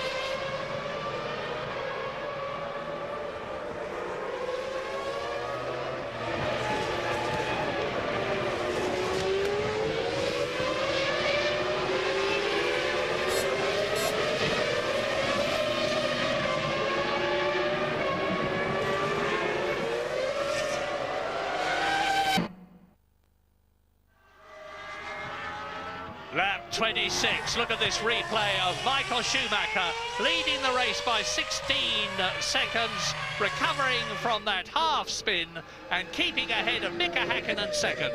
David Coulthard is now 25 seconds behind the race leader and being caught by fourth place Fisichella. Fifth is Rubens Barrichello, storming his way up from eighth in the second Ferrari. Pedro de la Rosa is sixth for Arrows in the points. Eddie Irvine is seventh for Jaguar. Jos Verstappen is eighth for Arrows, so both the Arrows are in the top eight. Johnny Herbert is now in 10th position because he's been caught and passed by Ralf Schumacher. Now Jenson Button is in 14th position. Retirements, only 2 so far, and sadly it's the 2 Jordans. Jarno Trulli went out right at the beginning, and Heinz-Harald Frentzen had a major engine blowout, and he went out very early indeed. So Michael Schumacher, the reign master of Formula One, the man who's shown us time and time again what a genius he is in the wet, like the Spanish Grand Prix at Barcelona, like the Monaco Grand Prix, is now in a secure first position and lapping faster than the man you're looking at, the twice world champion Mika Häkkinen. Yes, the McLarens are off the pace in the wet conditions, no doubt about it. The man to watch is Barrichello, who's scything his way back up the field, was 8th, is now 5th, catching Fisichella ahead of him at 1.3 seconds a lap, and the pair of them are catching David Coulthard, who is just 8 seconds behind Mika Häkkinen.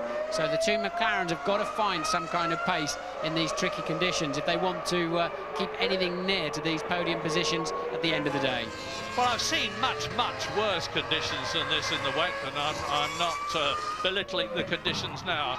But we're not getting those gigantic roosters. Well, we are as I talk now, and the Ferrari goes into some pretty deep water.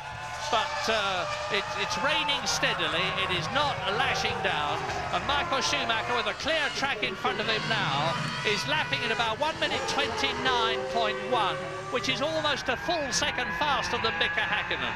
And this is where the fact that Michael Schumacher is the best of the day is very much underlined. And there is, you can see the arrows being chased very hard indeed by Ralf Schumacher's Williams. That's Verstappen in 8th position. Ralf Schumacher in 9th position. Behind them is Johnny Herbert. Ahead of them is Eddie Irvine. And we're hearing news that Schumacher may be coming in. Ralf Schumacher may be coming into the pits. This is the 28th lap. This is what I was talking about having enough fuel on board to have a decent window, because there's nothing worse than having to come in to change your tyres and then several laps later coming in again to put fuel in the car. It's a double negative, but often there's no way around it unless you run the car just ridiculously heavy at all conditions. And now with Barrichello into 5th position and on a potential 2 World Championship points, Ferrari have got potentially more points for the Constructors' Championship here in Europe than McLaren have.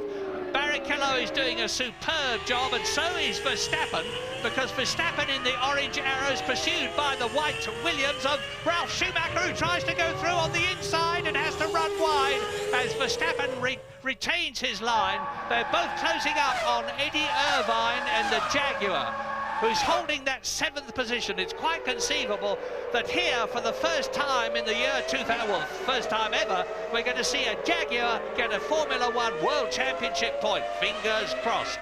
The problem is for the driver in front, unless you're in a very slow corner where the spray just curiously just fades down and all of a sudden you can see what's going on around you and see something in your mirrors at any kind of speed over, let's say, 70, 80 miles an hour, you cannot see a thing behind you. So if a driver takes a stab at you unexpectedly, it's so easy for you just to drive in and take your normal line, especially in these conditions where you're really needing maximum concentration on the few meters of track ahead of you, rather than in the dry where you're looking down the road a little bit further. Well, 16 seconds is the gap now between the man you're watching, Michael Schumacher. He has already won 3 Grand Prix this year. There is Mika Häkkinen, who's won 1. Schumacher, of course, did the hat-trick, got the treble, the first 3 races in Australia, Brazil, and the San Marino Grand Prix at Imola. Then David Coulthard won at Silverstone in those appalling weather conditions for the people who were trying to get there, although the track was dry. Remember that. This is the first wet race we've had this year. And then Mika Häkkinen won in Spain. So it's 3 to Ferrari, 2 to McLaren so far. And the World Championship well and truly alive, but not this race for Mika Salo, because he is out of it from 13th position. His teammate Pedro Diniz, 17th now, has been lapped. Something yellow in the gravel trap there as well, but I don't think it's a piece of Salo. I think it must be a piece of somebody else. I think it's his nose. Oh, I was going to say it's his nose cone, but it's stayed. Oh, it's off something else. Something else early in the race, but there's no way out of there in a Formula 1 car, that's for sure. Mika Salo in a much improved Sauber this year, but their usual problem is that they start well and then start to deteriorate with a lack of development. But they've changed the management personnel and the technical personnel at Hinwil in Switzerland, and things were actually looking much better for Sauber, but not here at the moment, as David Coulthard in 3rd position is seeing, or will be seeing soon, Giancarlo Fisichella in Benetton, the man who was 2nd in Brazil, getting closer and closer to the McLaren. There's about half a second in it. That yellow car is Mazzacane, who has been lapped. And coming towards us now, there is Fisichella, and behind him Rubens Barrichello. Now Barrichello, I remind you, has come up from 8th to 7th, from 7th to 6th. From 6th to 5th, and that's where he is now, and he's having a go at Giancarlo Fisichella's Benetton to move up into 4th position and get himself another World Championship point if he can stay there. Rubens Barrichello, of course, is no slouch in the wet. Remember how well he did at Monaco as Eddie Irvine battles with Jos Verstappen's arrows, and off they go, and that's Irvine and Schumacher. Ralf Schumacher out of the race. Ralf Schumacher out of the race as he was hit. Now he's quite calmly going on, having lost the wing at the back of the Williams, He's going to go on and go back to the Williams pit, and Eddie Irvine is out of the race as a result of that coming together. Yes, they both lost the rear wing, but it's not like going in for a new front wing, 18, 19 seconds and a few bolts. The rear wing is fixed much more rigidly and in a more complicated way to the car, and effectively, and this is how it all started, look, with Verstappen defending his line, Irvine having to get out of it. They just touched, look, Irvine spinning, Ralph almost really just an innocent bystander and just clips the rear wing as he spins around, and you can see then Johnny Herbert slicing through. So Ralph there, he probably should have seen this one coming a little bit more, but Eddie getting in deep. Verstappen, we've seen that this afternoon, he just simply will not yield to anybody, and Ralph spinning off in sympathy and losing his rear wing. And that contact, as we see later on, made the rear wing of the Jaguar of Irvine also fall off. And it means that Johnny Herbert has moved up 2 places. He's only... Oh, and that is Jos Verstappen. No right front wheel. That's a big crash he's had. When we see a replay of that, I suspect it's coming down to the VDOL. That may mean a safety car. And it could be into safety car scenario here. It's going to be very tough for Michael Schumacher if that is the case, and I believe it will be, because they will have to drag that car off the circuit with one wheel missing as Verstappen runs in. It will mean that the hard-won 17-second lead that Michael Schumacher currently has over Häkkinen. Let's have a look and see what happens on the replay here as Eddie Irvine loses the rear wing-less Jaguar. No downforce, of course, so there would be no grip at the back. It just spins out and into the gravel trap. Eddie would not have known his rear wing had gone missing as he went into that corner. He'd have been more surprised than anybody when that happened. We just got no signs of any safety car, so maybe they're happy to recover that car under waved yellows. And with marshals on the track, you get waved yellows, so the drivers know there are not just machines or slow machines around or damaged cars, there are actually people around too. But at the moment, they're covering it under the waved yellows. And a waved blue flag is being given to Ricardo Zonta in the BAR in 12th position. And that means there's somebody faster coming up behind you who wants to lap you. Get out of the way, and that's ever likely to be well, it is now. Michael Schumacher is past Zonta. So here we are, lap 32, which is just about getting on for half distance. Michael Schumacher that you're looking at with no signs of the safety car coming out, to his immense relief, not that he'll know about it, is 18 seconds ahead of Häkkinen, who is 19 seconds ahead of Coulthard, who is 7 seconds ahead of Fisichella, who has got Barrichello right behind him in 5th place. De La Rosa in the arrows is still in the points at 6th. Johnny Herbert, Jaguar, is 7th, and remember, he won the race last year for Stewart. Jacques Villeneuve is 8th, Alesi is 9th, Button is in 10th position, Alexander Wurz is 11th, and Ricardo Zonta 12th has been lapped. One of those days for Jenson Button to hang around, because he could get a point, even though he's had a difficult race. I think there was some kind of drama on one lap where he lost something around a minute and a half in the first section of one of the laps, but if he hangs around, he might still get a point or two this afternoon. You saw a rider on the back of a scooter while Murray was talking. I think that was a quick shot of Ralf Schumacher getting a lift back to the pits. He clearly decided, and Barrichello is through. Barrichello is past Fisichella, and now he will just home in on Coulthard, who's clearly nursing some kind of drama because he's 2 to 3 seconds off the pace of the leaders, and Barrichello will now just zoom into the back of Coulthard's McLaren. And as I've said before, we can surmise that David Coulthard in 3rd place has got a problem.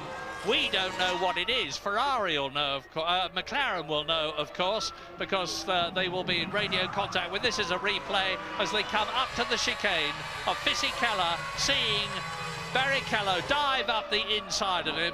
The Italian yields, and away they go.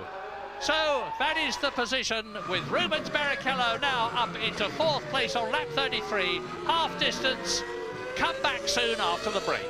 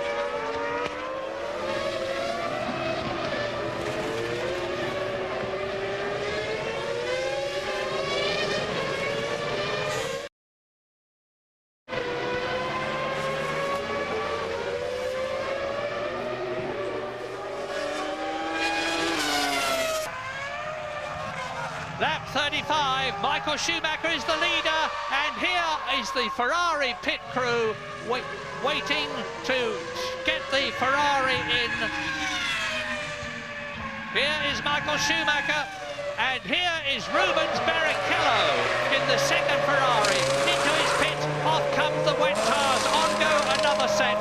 The fuel filler is doing his job to perfection after Nigel Stepney was hurt last week. And now here we are again as Michael Schumacher comes into the pit lane. Michael Schumacher into the pit lane for his second stop. Now he's 18 seconds ahead of Hakkinen, and James Allen is waiting for him. Yeah, it's a good decision by Ross Brawn. It's absolutely chucking it down now. There's no chance of this track drying out before the end of the race. This is the fuel to take Schumacher through to the end of the race. Nice, calm, relaxed pit stop by the Ferrari team. I think they feel they've got the day one here, but there is, of course, still some way to go in this motor race. Anything could happen. And I can tell you that Mika Hakkinen has now gone through into the lead. There he is, you see. There is the McLaren of Mika Hakkinen. Now look at the pit lane and wait for Michael Schumacher coming out at a steady 80 kilometres an hour, which is what he has to do as we wait to see whether David Coulthard comes through. No, that was Ricardo Zonta in the background in the BAR, and he is well down in 12th position. There's Coulthard too far behind. What I'm finding slightly curious is that Rubens Barrichello only stopped for 7 seconds, and there's a half distance to go. Now you use significantly less fuel in the wet, maybe up to 7 or 8% less, but even so, I'm still surprised that Barrichello wasn't stationary longer. And Louise is in the pits with Eddie Irvine. But not quite yet. Well, let's have a look and see what's happening with Mika Hakkinen in the McLaren. He's not as good in the wet as Michael Schumacher is, which is not to say that he is not good. But it's Michael Schumacher all the way at the present moment, looking good. But if I say that, he will hit a problem. He's easing away from Ricardo Zonta, who he has already passed, as we go back now to David Coulthard in 3rd position. But he's about 40 seconds behind Michael Schumacher, or was before the German came in for his second pit stop. So Schumacher has stopped twice. He's the only one of the top men who's stopped twice, apart from Rubens Barrichello. So both the Ferraris have stopped and are going through to the end of the race without a further planned stop. Strange as it may seem, your biggest enemy on an afternoon like this is not the drivers in the other cars. It's those white painted lines that delineate either side of the racetrack.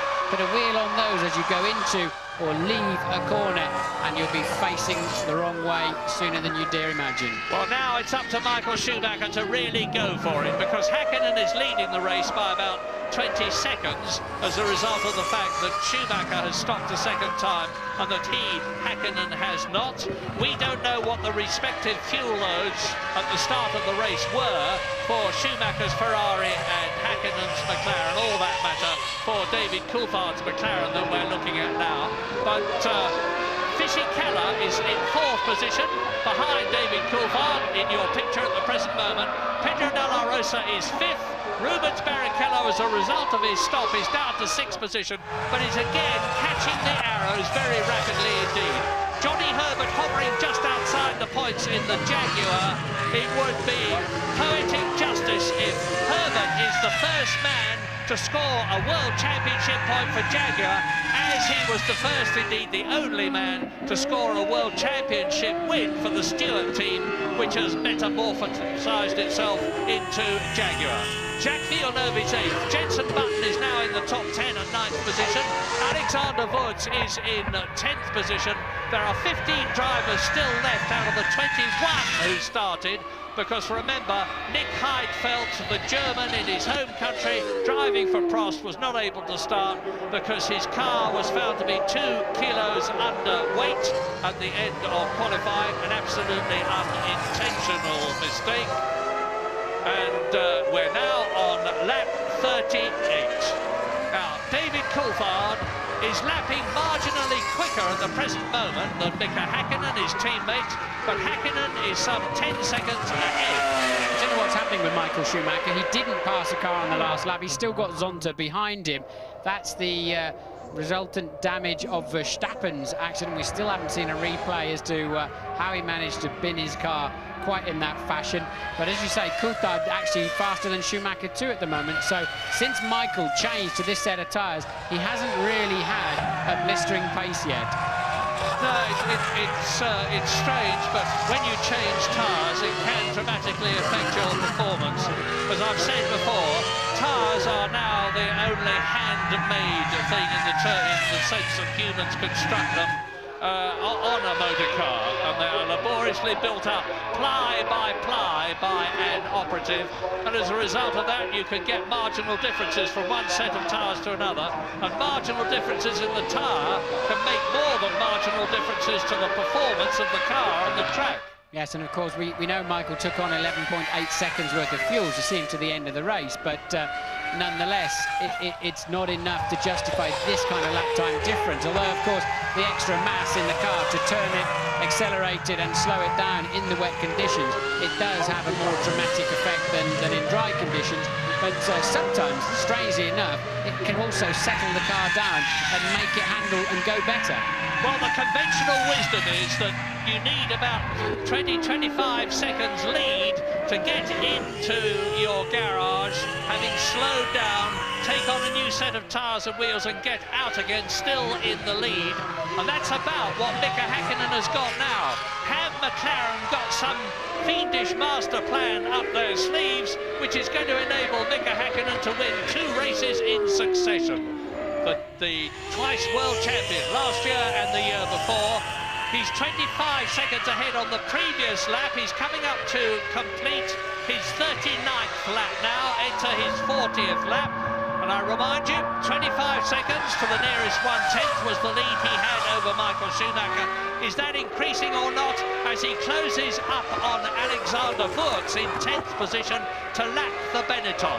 So Häkkinen leads, Schumacher second, Coulthard third, Fisichella in the Benetton catching David Coulthard just as Mika Häkkinen is catching his teammate, Fisichella's teammate, Wurz, and Michael Schumacher has still, there he goes, over the line now, and the gap has increased. Mika Häkkinen is pulling away on his lighter fuel load from Michael Schumacher at about 1.5 seconds a lap. And he's got very nearly now the window that he needs to get in, change tyres and wheels and get out still in the lead. That's the Williams pit crew all ready to receive either Jenson Button or just checking whether, no, Ralf Schumacher is out of the race as a result of that coming together with Eddie Irvine. In fact, here are the retirements in the order of retirement as you watch 4th place Fisichella at his pit stop. Jarno Trulli and Heinz-Harald Frentzen both out very early. Now the arrows goes through of Pedro de la Rosa to take 4th position. Salo is out, Schumacher Ralf is out, Verstappen is out, Eddie Irvine is out. There is Fisichella joining the pits. Pedro de la Rosa has gone through. There he is in 4th position. So terrific drive by Pedro de la Rosa, and everybody in Arrows will be keeping their fingers crossed because they have yet to score a World Championship point this year.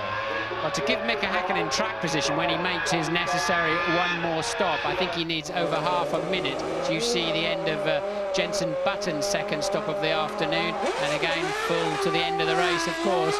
But I think Mika Häkkinen, whoops, Jenson, calm down a bit. I think Mika Häkkinen needs well over half a minute to make sure he's got track position on Michael Schumacher. And Michael Schumacher's just pegged the gap back a little bit. Hope Jenson's seen him coming, and he has. Yeah, and you probably noticed that as Jenson Button exited the pit lane, the fuel filler flap was still up.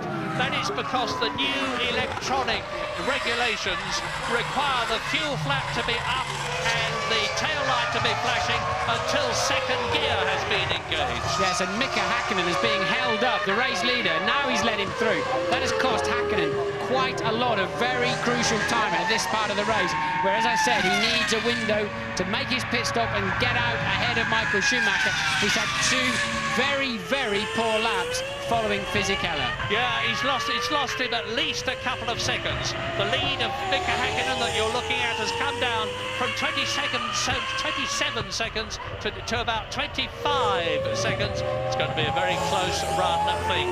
Lap 41, 67 lap race. Häkkinen leads Schumacher. Coulthard is still third, being caught by De La Rosa, but only at the rate of about a tenth of a second a lap. Barrichello is still fifth, but he's right behind De La Rosa and will, I soon predict, be up into fourth place again. This is Wurz coming in from top 10 and Louise Good. So there is Alexander Wurz, 9th position when he came in. Jenson Button, I think, may well get that 9th position back. He was ahead of Wurz before he came into the pits. And Johnny Herbert in 7th position, in 8th position, because Villeneuve's got ahead of him, is about to be lapped by the Flying Finn, as he calls himself, Mika Häkkinen. And news from Louise Goodman, who's with Eddie Irvine. Yes, I am now. Thankfully, this rain getting into my electrics as well as everything else. Eddie, tussle back there. Were you aware that the fact that you'd lost your rear wing? No, I looked in the mirrors, actually checked the rear of the car. Everything looked okay, but obviously it wasn't. Then I obviously went down the next straight. So I'm surprised, because normally you would notice the rear being very, very light, which it wasn't, so strange. Running strongly until then, though the team seemed to have pulled up their performance this weekend. Yeah, we haven't been bad. You know, this sort of circuit suits a car that's a bit light on the rear end, and the qualifying went reasonably well, and I think the race was going reasonably well. The wet, we definitely had the car on dry settings, which wasn't exactly ideal, but it was hard work. It was really hard work. The rear end kept going all the time, so I was really working hard to stay where I was. Cheers, Eddie. Johnny Herbert, Eddie Irvine's teammate, coming into the pits from 8th position for his second stop of the day. Consistent rain now, Murray, really. Not heavy rain. I don't expect a lot of standing water or aquaplaning, especially online. I think if they move offline, you see a little bit more of that, but it tracked the drains reasonably well. So it's just a question of staying in those wheel tracks. The cars, they lose about 5-6 miles an hour down the straights, as we see a Lacey coming up the inside of Wurz, and that is actually for position, for 10th position. They're a lap down between them. But lifting all that water up into the air, the tyres are lifting bucket loads of water into the sky effectively, and that takes a lot of energy, a lot of power, and you lose quite a lot of straight line speed because of that. Now Häkkinen's got his work cut out, because he's coming up to Jacques Villeneuve, who is 7th, who is trying to get past Fisichella's blue Benetton in 6th position. And Villeneuve will be concentrating on getting past Fisichella, not on letting Mika Häkkinen through. Now, there's very little difference between their lap times, but every tenth of a second that Mika Häkkinen loses to Michael Schumacher, who's 25 seconds behind him now, is going to be absolutely critical when the Finn comes in for his second, we presume, and last pit stop. Because I can't believe he is not going through.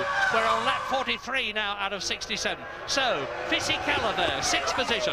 Villeneuve, 7th. Mika Häkkinen leading the race, but he's got to get past these two, because he's being held up. Doesn't look much, but he is being held up as Villeneuve goes for Fisichella and throws up an enormous amount of spray in Mika Häkkinen's face, obscuring the Finn's visibility.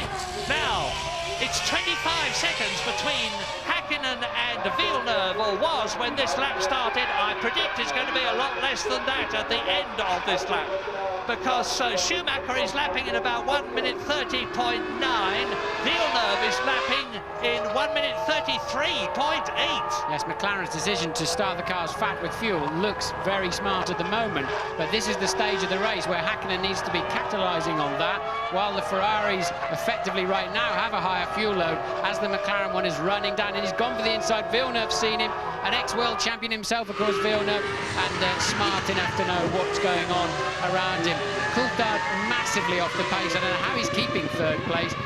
I think McLaren should get him in the pits, maybe change his tyre pressures or something, give him a bit more pressure if he's aquaplaning or whatever, if he is struggling on any standing water. Although there doesn't, as I said, there doesn't appear to be much to me, but Coulthard struggling for lap time. He really should come in and have another set of tyres. And I was so wrong about Pedro de la Rosa replay of Häkkinen lapping Villeneuve.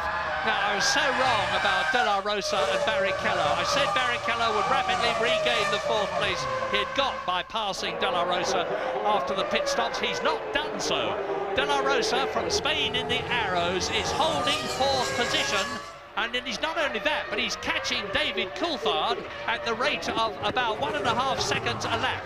He's 27 seconds behind him at the present moment, and Rubens Barrichello is not closing the gap as Häkkinen goes through and passes and laps Fisichella.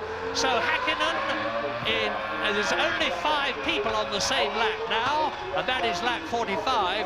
Häkkinen, Schumacher, and the gap is down to 22 seconds. It's bad news for Mika Häkkinen. The gap is down for 22 seconds, and so as a result of being held up, Häkkinen has lost nearly 3 seconds.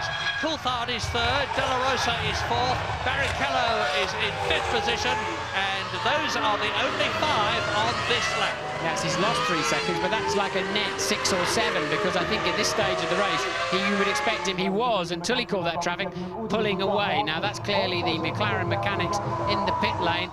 I'd be surprised if they're going to bring Mika in unless he just has to have fuel. Otherwise, they'd let him use that clear air. Does he come in the pit lane? Yes, he does. It is for Mika Häkkinen. So, unfortunately for him, he clears the traffic just as he has to come in for fuel. He's clearly got not enough fuel to go any further. So, James is waiting for him.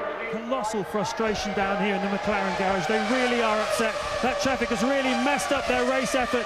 But to be honest, he was going to need about 40 seconds anyway to get it back out ahead. Looking at what happened with Michael when he made his stop and how much time Häkkinen made up on him. So it's not a bad stop so far. That's the fuel to the end of the race. Slow getaway, trying to find his gear. Schumacher through, James. I'm sorry. Schumacher has passed Mika Häkkinen into the pit lane. Here is Michael Schumacher regaining the lead. There on the left is Mika Häkkinen back again into 2nd position. So that held-up period really did cost Mika Häkkinen a lot of time. Well, it's a new adventure now for Häkkinen. How do these tyres feel now? A little bit of extra fuel, but we know both cars must have identical fuel levels, give or take a kilo or 2, to get to the end of the motor race, as Coulthard comes in too from a distant 3rd place. So Coulthard in for his 2nd stop, and I expect now Michael Schumacher to pull away another second or 2 in these first 2 laps before then we see which one of them, if Häkkinen can close that gap down. A decent stop there from Coulthard. That was critical. Can he get back out ahead of De La Rosa and Barrichello? Well, here's De La Rosa and Barrichello. Here they come on the right. There is David Coulthard on the left, and De La Rosa goes through, and Barrichello goes through. So David Coulthard has lost 2 places. He's gone down from 3rd to 5th. And the magnificent Pedro De La Rosa in the orange arrows, here he is coming towards us, is up into a podium position. Well, he's got a World Championship point in the past. Last year he got one, but the possibility of him finishing on the podium in 3rd position is a really exciting one, something that Formula One really needs. Yes, we didn't see De La Rosa stop, to my knowledge, and I don't know how long or exactly when he stopped in this race. So he is the only one of the front runners that's had 1 pit stop, which is entirely feasible, but we'll try and look into which lap De La Rosa stopped on. Yeah, I was expecting when this race began, you're looking at Barrichello now, and Barrichello is in 4th position. I was expecting when this race began for most of them to stop once. In fact, it's just the opposite. They've stopped twice. Yes, once for fuel and once for tyres, really, but we think De La Rosa stopped about lap 15, so I'm reasonably certain he will have to stop again. And there's Coulthard now down to 5th place, and the slow lap times in the middle section of the race has cost him a podium place for sure. Well, David Coulthard could regain 1 place if Pedro De La Rosa comes in, which seems likely. I don't see that David Coulthard could gain 2 places and finish on the podium.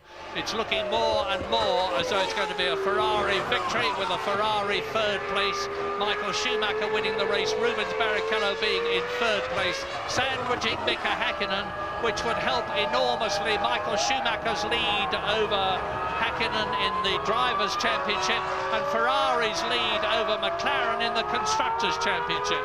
But there are still 20 laps to go.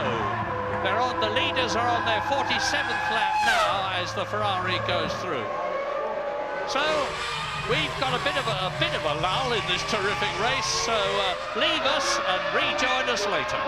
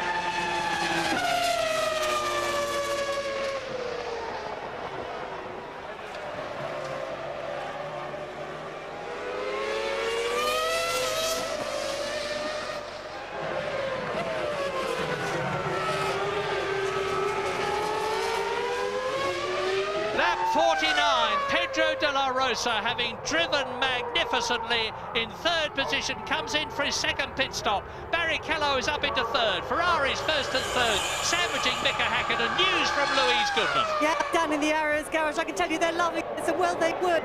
De La Rosa running a very strong fourth. When you bear in mind that his car is fully set up for the dry condition, it really puts into perspective the guy's doing a great job. They've been constantly monitoring the weather. It carry on raining right till the end of the race, but he's in 5 De La Rosa through to the end of the race, and hopefully he's going to keep that fourth position. Yeah, he was half asleep on his pit stop, though. I think it threw him. They did not change his tyres, which is a smart move. They just went to fuel him as he gets lapped by race leader Michael Schumacher, and De La Rosa very dozy in getting away. I think he thinks it's Barrichello. He probably couldn't understand why his car wasn't up in the air. The team quite smartly thought the tyres are not going to wear out, just leave them on, go for a quick splash and go. And De La Rosa's slow away, but we now know he's got enough fuel, of course, to the end of the race. As you're watching Marc Genet in the Minardi. From 13th position, retiring from the European Grand Prix. Lap 50, 17 to go. Michael Schumacher leads Mika Häkkinen that you're looking at by 13 seconds. Rubens Barrichello in the second Ferrari, back to third position, 60 seconds behind his teammate who is leading. Up into fourth position comes David Coulthard. To fifth position comes Fisichella. De La Rosa, I'm not sure whether he is down to seventh, letting Johnny Herbert up into sixth, or whether the Arrows is still in the points for sixth position. We'll know very shortly. But behind them, Jenson Button is in eighth position, ahead of Alexander Wurz and Ricardo Zonta. Everybody up to sixth position has been lapped, and there are now 17 laps to go. Yes, the German producer's not showing it to us at the moment, but Jenson Button is all over the back of Johnny Herbert like a bad suit, and this being Jenson's first wet race, of course. So he stayed on the black stuff so far, has Jenson, and a good scrap going on with Johnny Herbert. And there's a 10-second stop-and-go penalty for Jean Alesi, some incident that we certainly haven't seen. So Alesi with a 10-second stop-and-go, and he is currently 12th. Well, this is 7th to 10th, just look at it. Johnny Herbert, Jenson Button, Alexander Wurz, Ricardo Zonta, in respectively the Jaguar, the Williams, the Benetton and the VAR. Johnny Herbert holding them up a bit. You've heard from Martin how valiantly Jenson Button is trying to get ahead of his countryman Johnny Herbert, but Johnny is looking for a World Championship point, and he possibly needs one more than anybody else in this race, because as I said earlier on, there has been talk about his position in the Jaguar team next year being under threat. If he can get a point here, as he won the race for Stewart last year, it would help him enormously. Now Zonta comes in, he's peeled off from the back, he's come in for his second pit stop in the BAR, and of course that's reduced the battle that was ahead of him to 3 men, Johnny Herbert and Button and Wurz. Well, that was pretty gormless as well. He just wandered into his pit. He's not in the centre of it at all. Ran into his jack man, into the jack itself. I mean, just wake up. Well, you can see how the cars are slipping and sliding in these conditions. Just imagine being in the car, an enormous noise going on behind you. You're fighting for grip. There's 800 horsepower being pumped out. Just the merest whiff of too much throttle and you can be off the circuit. And we're seeing again, as we have seen so many times in the past, how superlatively good Michael Schumacher is in the wet. Now, that's the Ferrari pit crew coming out. Now, I wonder if they short-filled Barrichello's car, because 7 seconds, in my view, was not enough. And what is that going on? That's De Nitz taking Zonta, who's just made a pit stop for 10th place. But I'm wondering why Ferrari can really, I think, we know Michael took 11.8 seconds of fuel. I think yes, it's Barrichello, look, coming in. I was right about that. I just didn't think they put enough fuel in his car. And this plays back into Coulthard's hands, but he doesn't appear to have any speed to do anything about it. Well, I'm just watching the road as you're watching Barrichello coming into the pit lane to see whether David Coulthard comes through and retakes that 3rd position. He was 19 seconds behind the Ferrari. It's going to be mighty close, but there's only just a little fuel gone in, and Barrichello exits the pit, and Coulthard has yet to go through. There he is! Watch it, watch the exit. Barrichello is going to come out, and I think David Coulthard is going to get ahead of him, and he's done so. There he is, David Coulthard, 3rd position. So it is Ferrari leading Schumacher, McLaren 2nd, Häkkinen, McLaren 3rd, Coulthard, Ferrari 4th, Barrichello. Fisichella is 5th, and Pedro de la Rosa is still 6th ahead of Johnny Herbert. I think Barrichello will be asking some serious questions at the end of this race to understand what on earth they were doing. Why didn't they put a dozen seconds of fuel in his car like they did Michael Schumacher at the same point of the race? Very bizarre. Maybe they had a refueling rig problem or something, but clearly they just didn't get enough fuel in that car at that crucial stop. You are right, but it is very strange because, as we've said many, many times, Ross Brawn is the master tactician in Formula One. It seems strange that he would get it wrong, but maybe there's more to it than meets the eye. Anyway, we're on lap 53 now, and Barrichello knows he's got to really get the hammer down. The gap between himself and David Coulthard, I would estimate at about 10 seconds. I won't know until the end of this lap, but it must be something like that. And he's got ahead of him Fisichella. That's Michael Murray, sorry to butt in, but that's Michael coming up to lap Fisichella. So Barrichello is, I think, some way down the road from Fisichella, but he's now got a job on to catch Coulthard. Barrichello, I think, has got the faster pace in the wet without anyone. In fact, there's no thinking about it. He has. Can he get back at Coulthard in the remaining laps of this race? And has Coulthard got any kind of margin left in his pocket? Whatever problem he's carrying, he's got to find some more speed from somewhere. Well, Michael's lapping about 2 seconds faster than Fisichella. We'll see, hopefully, how he copes with him. And we see David Coulthard now looking good for that 3rd position, which would give McLaren 10 World Championship points in the Constructors' Championship if he stays where he is. So that's Coulthard's board then. Look, P3, 14 laps to go, plus 8.4, and they've read that off the same computer that we give you the information from as they've checked it out at the first sector on the lap that they're on. So it's the earliest piece of information you're going to get, and they're already getting that on the board for, and this is Häkkinen now, coming up to lap De La Rosa. Yeah, who is in 6th position, and off goes Zonta, the other BAR. down there in the gravel strip, and he's beached it. The rear wheel's spinning, they're off the gravel, so he won't get any purchase.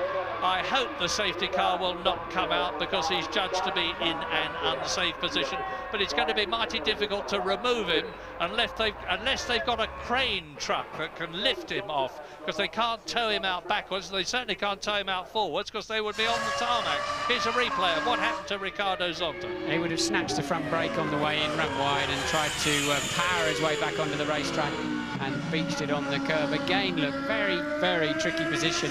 The drivers must respect the double waved yellows. They must slow down, but they don't always, especially in the closing stages of a Grand Prix. How much do you slow down? How much is a little bit slower? That's the problem. And it's so easy for another car to snatch a brake and go in there, and that must be physical. Verts taking a shortcut that won't pay off. And trying to catch Jensen, trying to get past Jensen Button and failing to do so. Now, a word about Button. We know that he's under pressure, just as Johnny Herbert is, because Frank Williams, to a lot of people's surprise, doesn't seem to be as enthusiastic about Button as we thought he might be. But Jensen, again, is in a first. It's his first wet Formula 1 race. And although he started well down, Hakkinen, hand out, what's that mean? That's Mika's very clever way of saying, look, I really am slowing down. I'm extra slowing down. Look, I've even only got one hand on the steering wheel. Quite a smart move there from Mika. He has respected the flags. He does, like all the drivers, he does respect the job that the marshals do. They risk their lives for our safety, but he's making sure that the FIA, that the people who control the race see it without question. Yeah, good thinking, and he was doing it, of course, because he had seen Zonta's car in the gravel. As we watch the Ferrari of Rubens Barrichello, now we'll see whether he's catching David Coulthard. The gap was 8.5 seconds between Barrichello in 4th position and Coulthard in 3rd. But he is catching him, but not quickly. 8.3 seconds as we leave the Nürburgring. That's just a quick replay there of Hakkinen just demonstrating to... He's not really talking to the marshals on the corner, he's talking to the stewards of the race who are watching this on TV. Now we'll go to the break, back very shortly.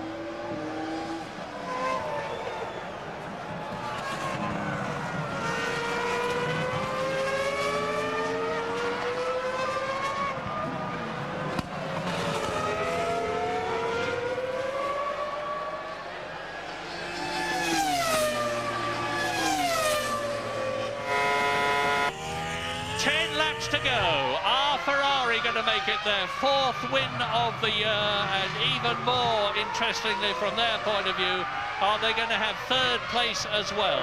It looks as though the former is yes, it looks as though the latter is no. Michael Schumacher leads Häkkinen by a decreasing margin of 7.6 seconds, with David Coulthard being caught by Barrichello, but not fast enough. Fisichella is fifth and De La Rosa is sixth. I had to disagree with you, Murray, but I think Barrichello is plenty fast enough to catch David Coulthard at the moment. But amazingly, Barrichello is about to be lapped by his teammate, and at this level of the game, that is the ultimate embarrassment, even though clearly whoever decided Barrichello's strategy, it's definitely not helped him on the afternoon with that extra pit stop. But Barrichello about to be lapped by teammate Michael Schumacher, and that gives you a pretty good indication of just how well Schumacher and Häkkinen have been going this afternoon in these treacherous conditions, because they're lapping for the fourth place man.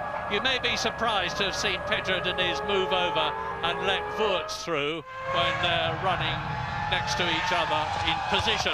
But it's Fisichella going through now. He's in fifth position, and now Häkkinen goes through and laps again the Sauber of Pedro Diniz. So Giancarlo Fisichella has been lapped. Here is Mika Häkkinen storming up behind him on the 58th lap out of 67. This has been a terrible lap for Mika Häkkinen. He's lost over 2 seconds passing those, passing the Sauber on this lap to Michael Schumacher. And this is why, look, you have to hover. You can't just drill it in there just in case he turns in on you. You've got to be more positive if you're letting somebody through and give them more than a car and a half to go at. And Michael has now lapped Barrichello. That's not going to help Barrichello's cause much, unless Michael can also lap Coulthard and hold him up in some way, which is he's more than capable of doing and understanding. But he's only 10 seconds ahead of Mika Häkkinen, so he hasn't got that much of a comfort zone. I remember once when Michael Schumacher actually backed off as he was winning a race to help his brother, who was then driving for the Jordan team. No question of that, of course, at this race, when Mika Häkkinen is treading so comparatively closely on his heels, watched by Ron Dennis on the McLaren pit lane position. This happened to me in Hungary when I was driving for McLaren. I was running third, and I let Michael ease past me, trying to hide my problems, but he spotted that I'd got a problem, backed off, he made me unlap myself, and then his teammate overtook my stricken car on the very last lap and booted me off the podium. That was Verstappen, as it happens, when they were both at Benetton. So Michael is very good at thinking about what's going on around him. Yeah, people think that you just jump in the racing car and go absolutely flat out. You're probably at about 90% of your potential, and you're thinking all the time, and the actual racing actions are, if not automatic, getting that way when you're at the level that people like Schumacher, Ralph and Michael and Mika Häkkinen are at. So we're into the 60s now, lap 60 out of 67, and if this race concludes the way it is now, and Barrichello is continuing, as Martin's rightly pointed out, to close up on David Coulthard. Not terribly quickly, but he is getting closer all the time. It's going to be Ferrari's first and fourth, but it might be Ferrari first and third. Yes, Barrichello curiously lost a lot of time on the last lap being lapped by his teammates. So that didn't help his cause very much, and definitely played into David Coulthard's hands. But Barrichello still has got the speed, but he's going to be somewhat deflated seeing another scarlet car whiz past him. So let's assume that Michael Schumacher wins at this race. He's... Whoa! It's the white line I was telling you about. He won't do it if there's much more of that and it gets worse. But let's assume he wins it, Martin. Is it going to be Michael Schumacher's skill, the Ferrari's performance, or the Ferrari team's strategy? I think it's a combination of everything, but I think Michael has been pretty supreme this afternoon. The strategies have been different, but I don't think there's been much of an advantage. They both pitted roughly at the same time for wets and refueling, etc., etc. So you have to say, on the afternoon, Michael has made a better fist of it. I think right from the beginning, as soon as it started to spit with rain, it was clear to see the Ferrari was better suited to the tricky conditions. Well, it's going to be mighty close for third position, because Barrichello has nipped another second out of David Coulthard's lead over him. David Coulthard is third. And Barrichello's got the gap down now to 6 seconds with 6 laps to go, including the one they're on. Yes, now this is very, very interesting because to get to Michael Schumacher, Häkkinen has got to lap Schumacher's teammate. And to keep, I mean, Häkkinen's really homing in on Schumacher at the moment. To keep Häkkinen away, he's got to leapfrog Häkkinen's teammate to lap him. So Coulthard might come into play in this race yet, and also Barrichello can do a pretty good job of spoiling Mika Häkkinen's race. Either which way, I think it could play into Coulthard's hands, and we could see a little bit of argy-bargy with people unintentionally, in inverted commas, holding other people up. What we don't know, of course, is to what extent, if any, Michael Schumacher has got something in reserve. He knows that Häkkinen's closing up on him. He's in touch with his team by radio. He'll be getting pit boards. What he's now got in reserve is Rubens Barrichello as rear gunner. So Ferrari may have pulled Barrichello into that position, and Michael Schumacher may not even have to risk passing David Coulthard. So, lap 61, the race order: Schumacher, Häkkinen, Coulthard. The remaining 3 in the points: Rubens Barrichello, who's now 5.3 seconds behind Coulthard.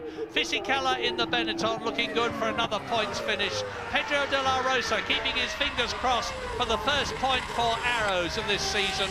Johnny Herbert is 7th, and there he is, followed by Jenson Button's Williams 8th, and Alexander Wurtz's Benetton 9th. David Coulthard's about to catch this little gaggle having a squabble. So Coulthard now, who's still really under pressure, he's got Schumacher homing up behind him to lap him. Barrichello just behind that, now just 5.3 seconds adrift. How David Coulthard is in 3rd position this afternoon, I'll never know, with the whatever his problems are, whatever the reason, his lack of pace. But he's going to have to work hard to defend that. Look, Coulthard now has Michael Schumacher, the race leader, behind him. So, lap 62, and if anybody in the first 6 goes out of this race, the car that you're looking at in the lead here, 7th place Johnny Herbert is, and here is the Ferrari. Coulthard yields. Coulthard had to yield, so blue flags are waving. Wave blue flags for car 2, it says on the computer. So he'd obviously passed at least 4 of them, and he had to yield, otherwise he'll be given a stop-go penalty. So, through to complete the lap goes Michael Schumacher. He's into his 63rd lap now as the Johnny Herbert Jaguar. Button, Williams, Wurtz, Benetton battle continues, being caught by Michael Schumacher to lap him. Yes, this is Coulthard yielding. He has to do that to let the race leader through. He has been lapped. Now Barrichello just 2.3 seconds behind 3rd place man Coulthard. Häkkinen just 5.9 behind race leader Michael Schumacher, but we know he's got to clear his own teammate and Michael's teammate to get to him. And Michael Schumacher passes Wurtz's Benetton, so he's passing these people, which Häkkinen behind him has then got to pass. So, lap 63, just 4 laps to go at the end of this one. Michael Schumacher keeping it on the field, on the tarmac, in spite of these appalling mist clouds in front of him, and Jenson Button now. Is he going to turn across? Yes, he does. Michael Schumacher backs off very sensibly, and Button sees them, holds the Ferrari back. This is, and look at Häkkinen. So, and Coulthard in the McLaren, it's mighty close, and there's only 4 laps to go, and there is just 2 people on the same lap at the present moment.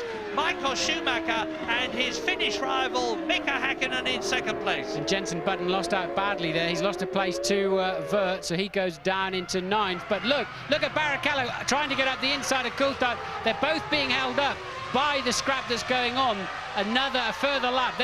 They're lapping. They're already a lap down themselves. The other people getting in the way are 2 laps down, but Coulthard got a reasonable run out of the corner. Where is Barrichello in that spray? Still behind him, look. Yeah, remember Spain. Remember the way that Rubens Barrichello nipped past the Schumacher brothers, but then he had Michael helping him by holding Ralph out, and there the Ferrari flying past. That's Michael Schumacher in the lead, flying past Johnny Herbert to lap the Jaguar in 7th position.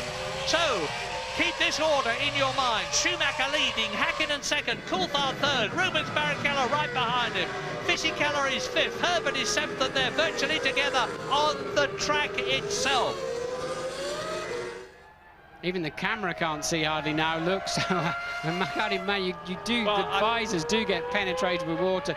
You start peering through little holes in the end, trying to just pick out the curbs and braking point. Michael, but dangerously close to the edge of the track again. But the vital thing is that Michael Schumacher has now cleared the people he was lapping and has got an open track in front of him. He can see where he is going. He's on his 64th lap. He's got 3 laps to go at the end of this to make it the 4th Ferrari win of the year 2000 as Alexander Wurz comes up behind Johnny Herbert's Jaguar and has a go. Wurz trying to improve his reputation this year. Yes, and Coulthard slow out of the Vidal. They're going to touch surely. Oh, off they go. That's tragic for Johnny Herbert, but he's kept it on the island. Brilliant. Now has he got the engine running? But that's cost Wurz his place. But it may be that and Jenson Button, now where is he? Well, there is David Coulthard with Barrichello right behind him. They are 3rd and 4th, but we need to look back down the field a bit. Wurz is out of the race.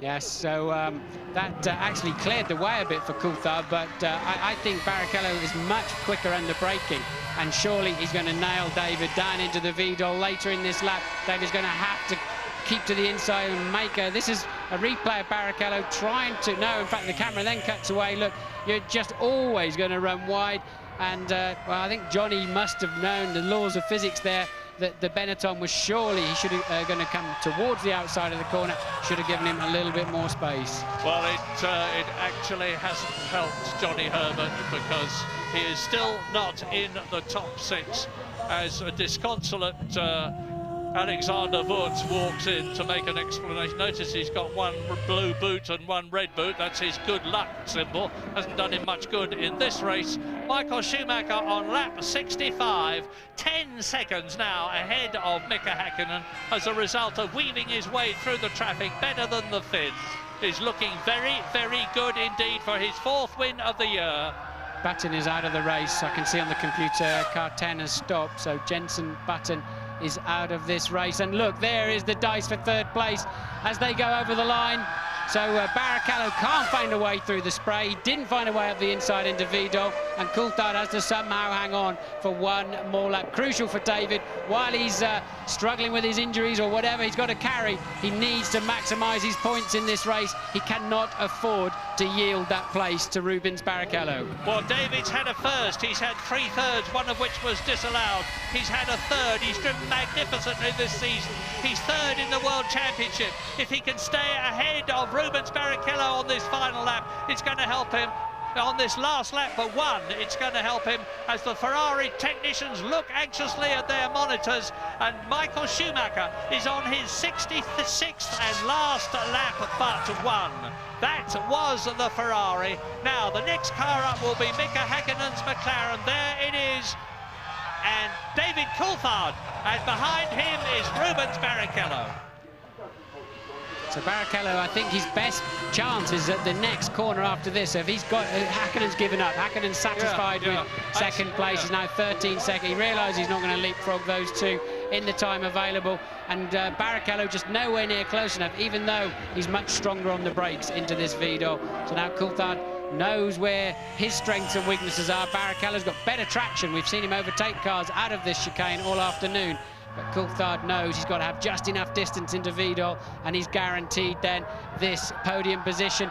But now, can Barrichello get a run up? There's a lot of grip up to the inside of turn 1 in the rain here. It is amazing how late and deep you can go on the brakes.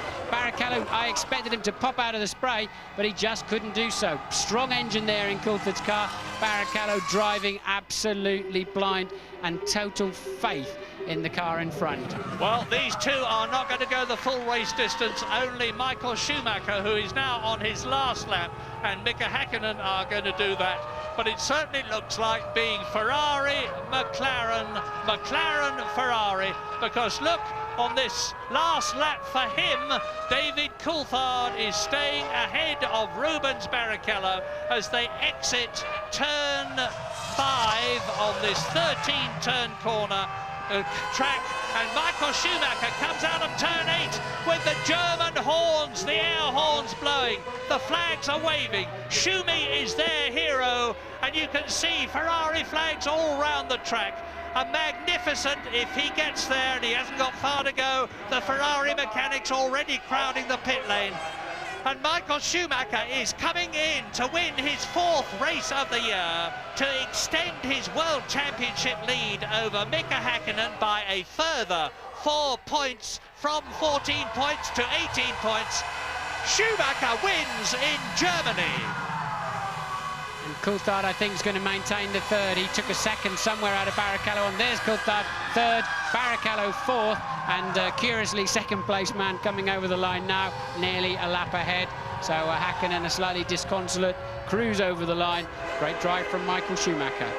And with Pedro de la Rosa in 6th position in the Arrows, behind Fisichella in 5th place, it means to say that Arrows magnificently in their newly liveried bright orange motor car have finished in the points for the first time this year to give Pedro de la Rosa his 2nd World Championship point in his 2nd year of Grand Prix racing.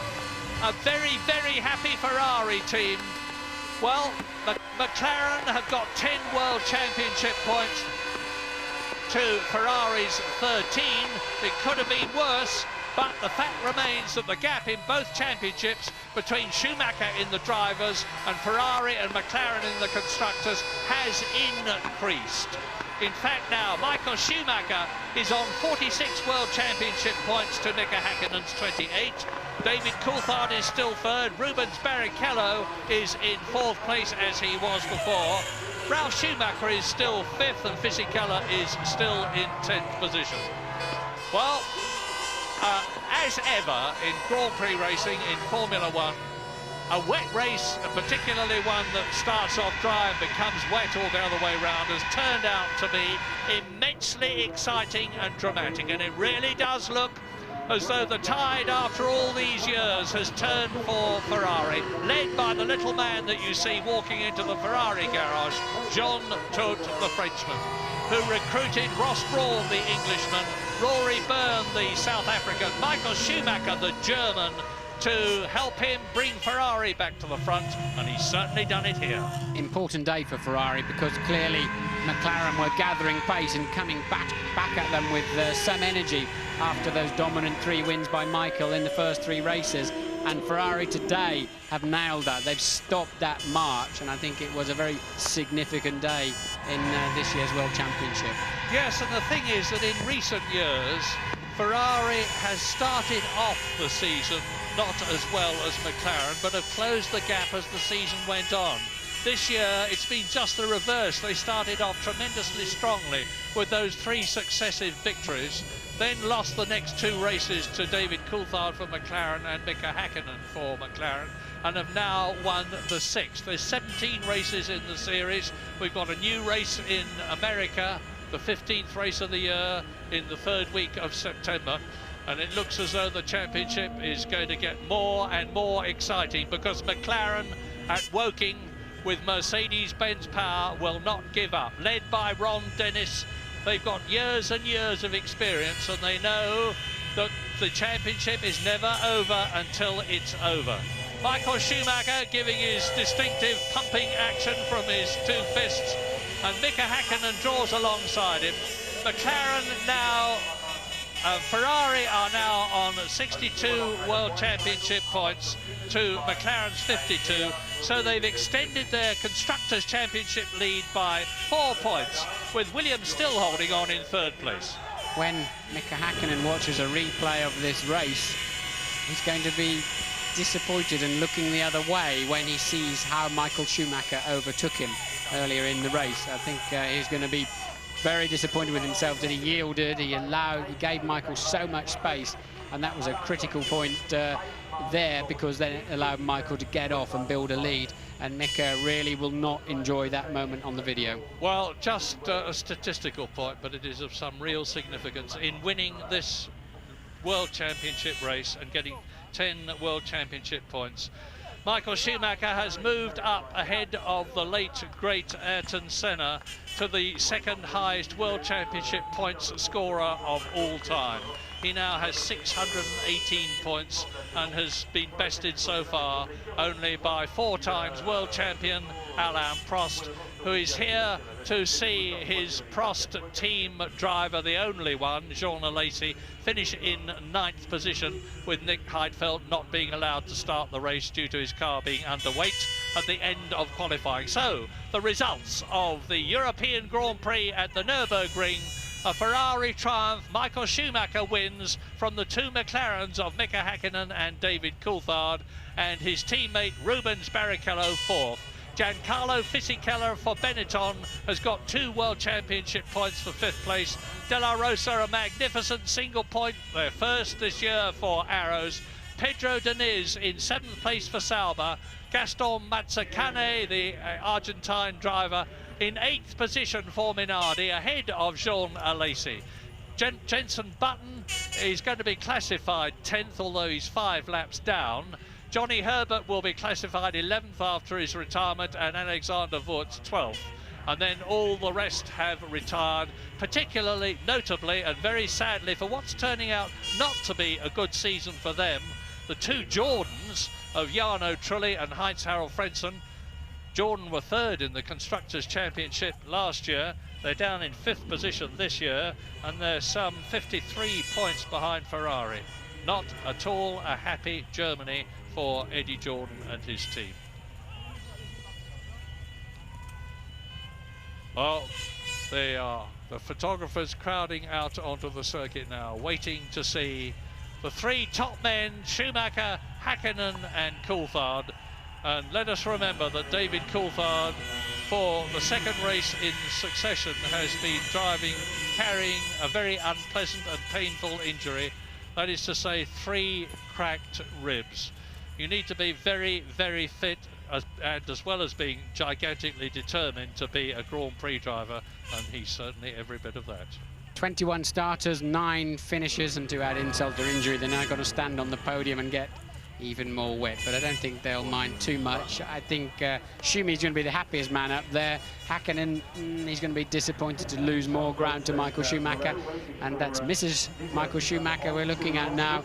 Coulthard, I think, will be amazingly relieved and surprised to end up in 3rd place in this Grand Prix.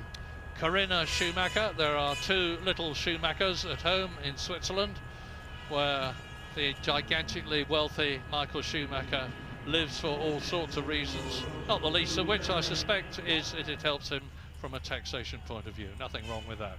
Michael Schumacher then in the background, in a slow motion, with the fist up, that distinctive and familiar sign that we have seen in the past, adds yet another victory to his tally. That's his 39th Grand Prix win. He's been on the podium 76 times in his 132 Grand Prix. He's been on the podium for well over half the races in which he has competed. 1 race for Jordan, then for Benetton, where he was a double world champion, and now for Ferrari. Is he going to be this year's world champion? He could be. Michael Schumacher, the distinctive Schumacher leap, looking as ever delighted. And in Germany, the German national anthem.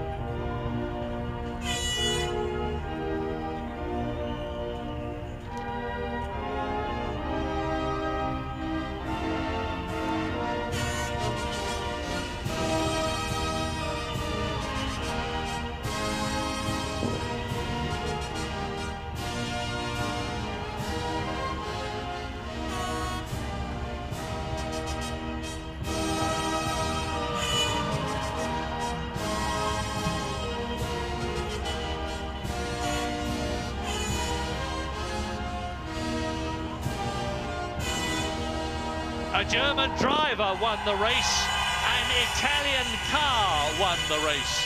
Ferrari, Italy.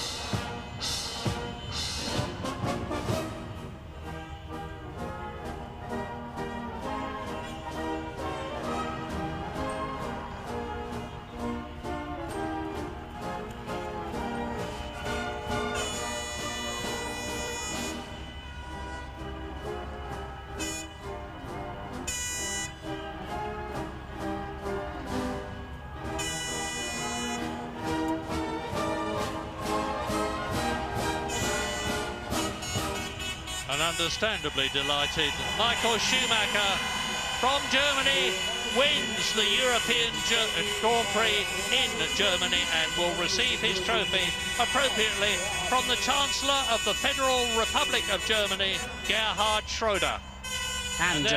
And Mr. Romano Prodi, which is interesting. Obviously a bit of a healing of the ways between Formula One and the European Commission, but Michael Schumacher, I think, more delighted on the podium than I've ever seen him before.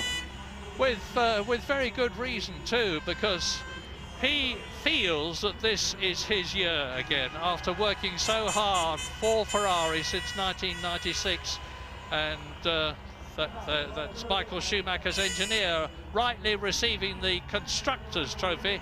David Coulthard looking as though he's in a bit...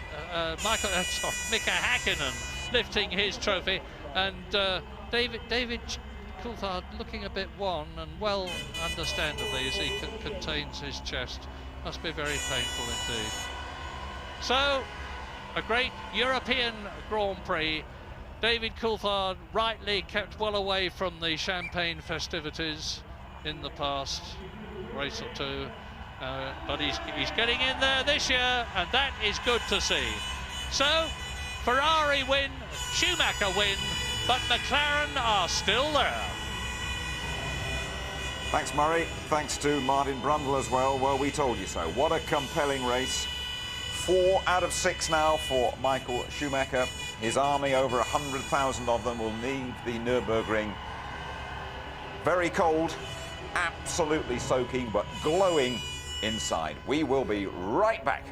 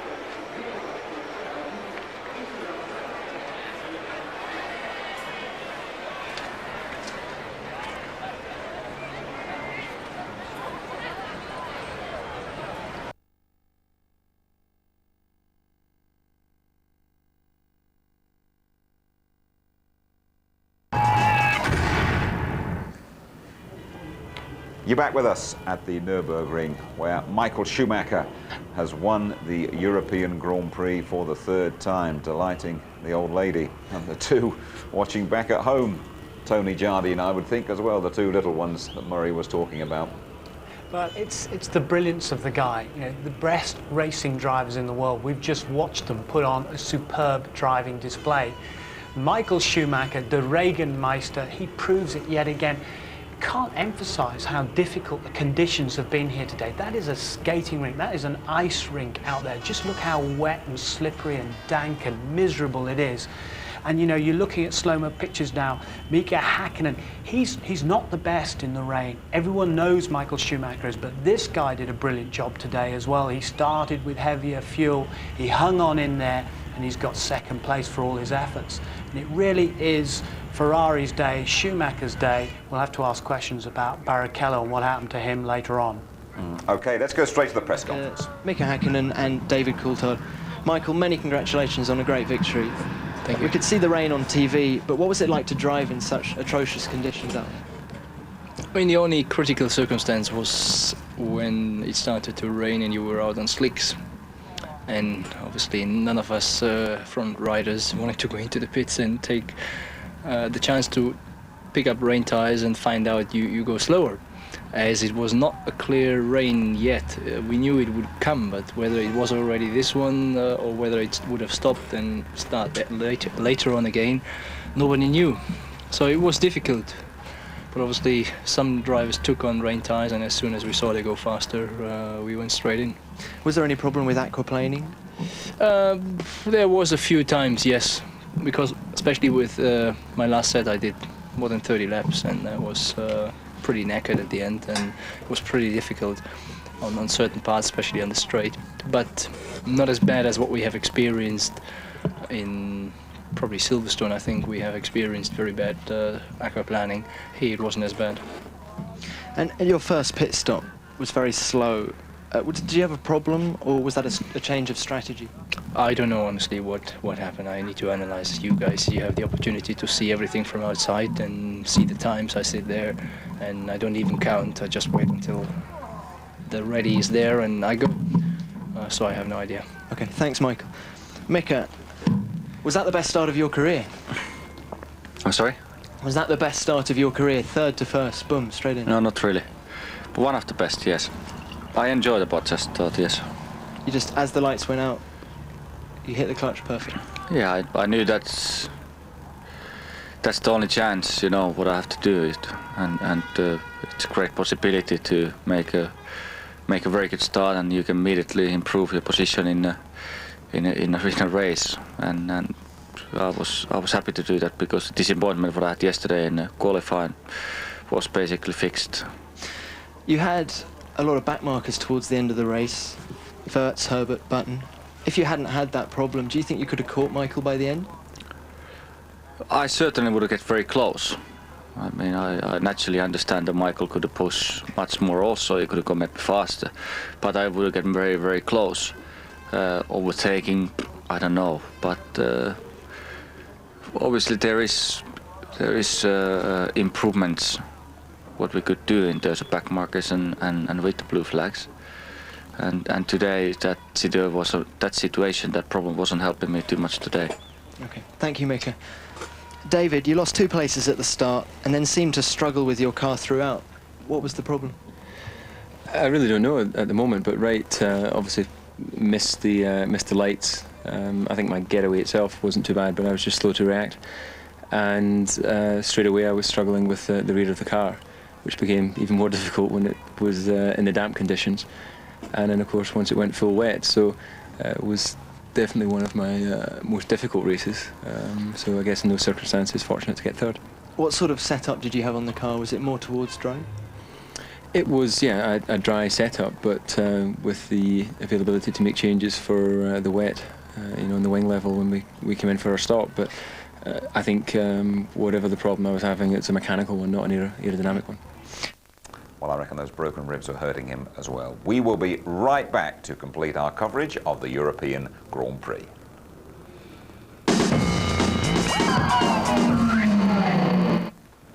And you're back with us at the Nürburgring. Tony, we've spoken about Michael Schumacher. A word about David Coulthard. He's held his hand up for a poor start, but surely he drove a lot of this race in pain.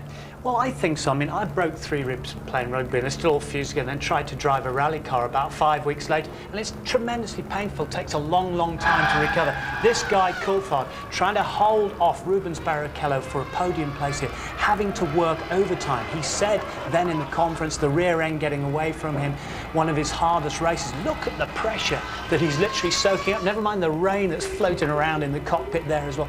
We all thought that he was going to lose that place. That is a very, very brave effort and fantastic driving from both of them, in fact, but David Coulthard third. Absolutely. Let's have a word, shall we, with Rubens Barrichello, lapped, of course, by his teammate Michael Schumacher. Here he is with James. Painful then, after all that, to have seen Michael come through to lap you. You must have thought, why me?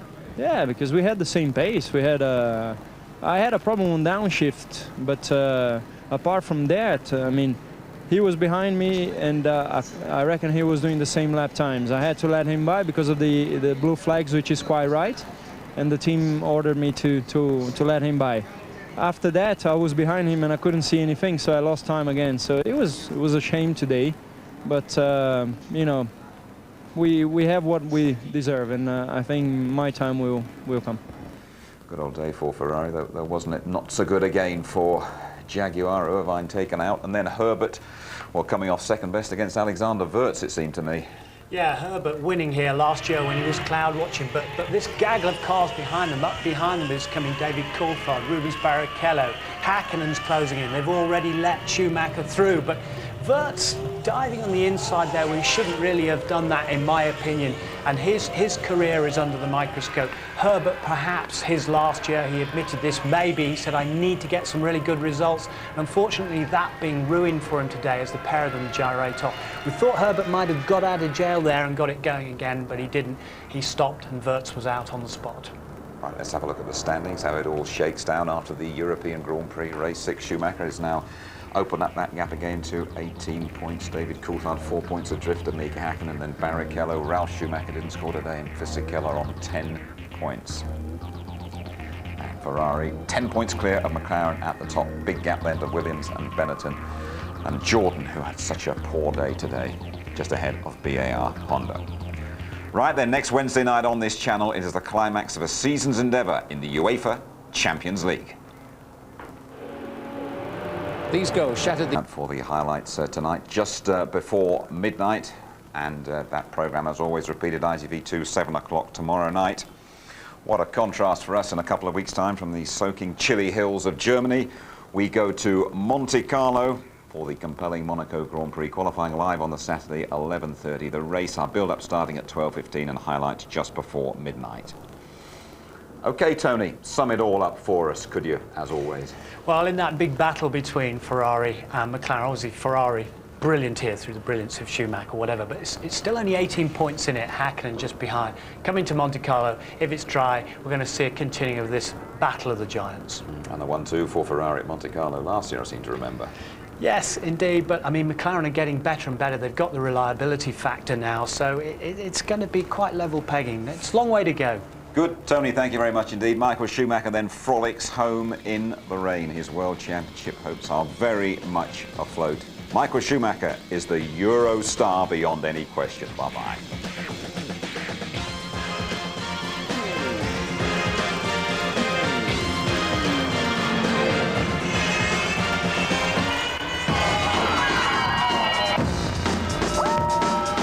F1 on ITV in association with Texaco.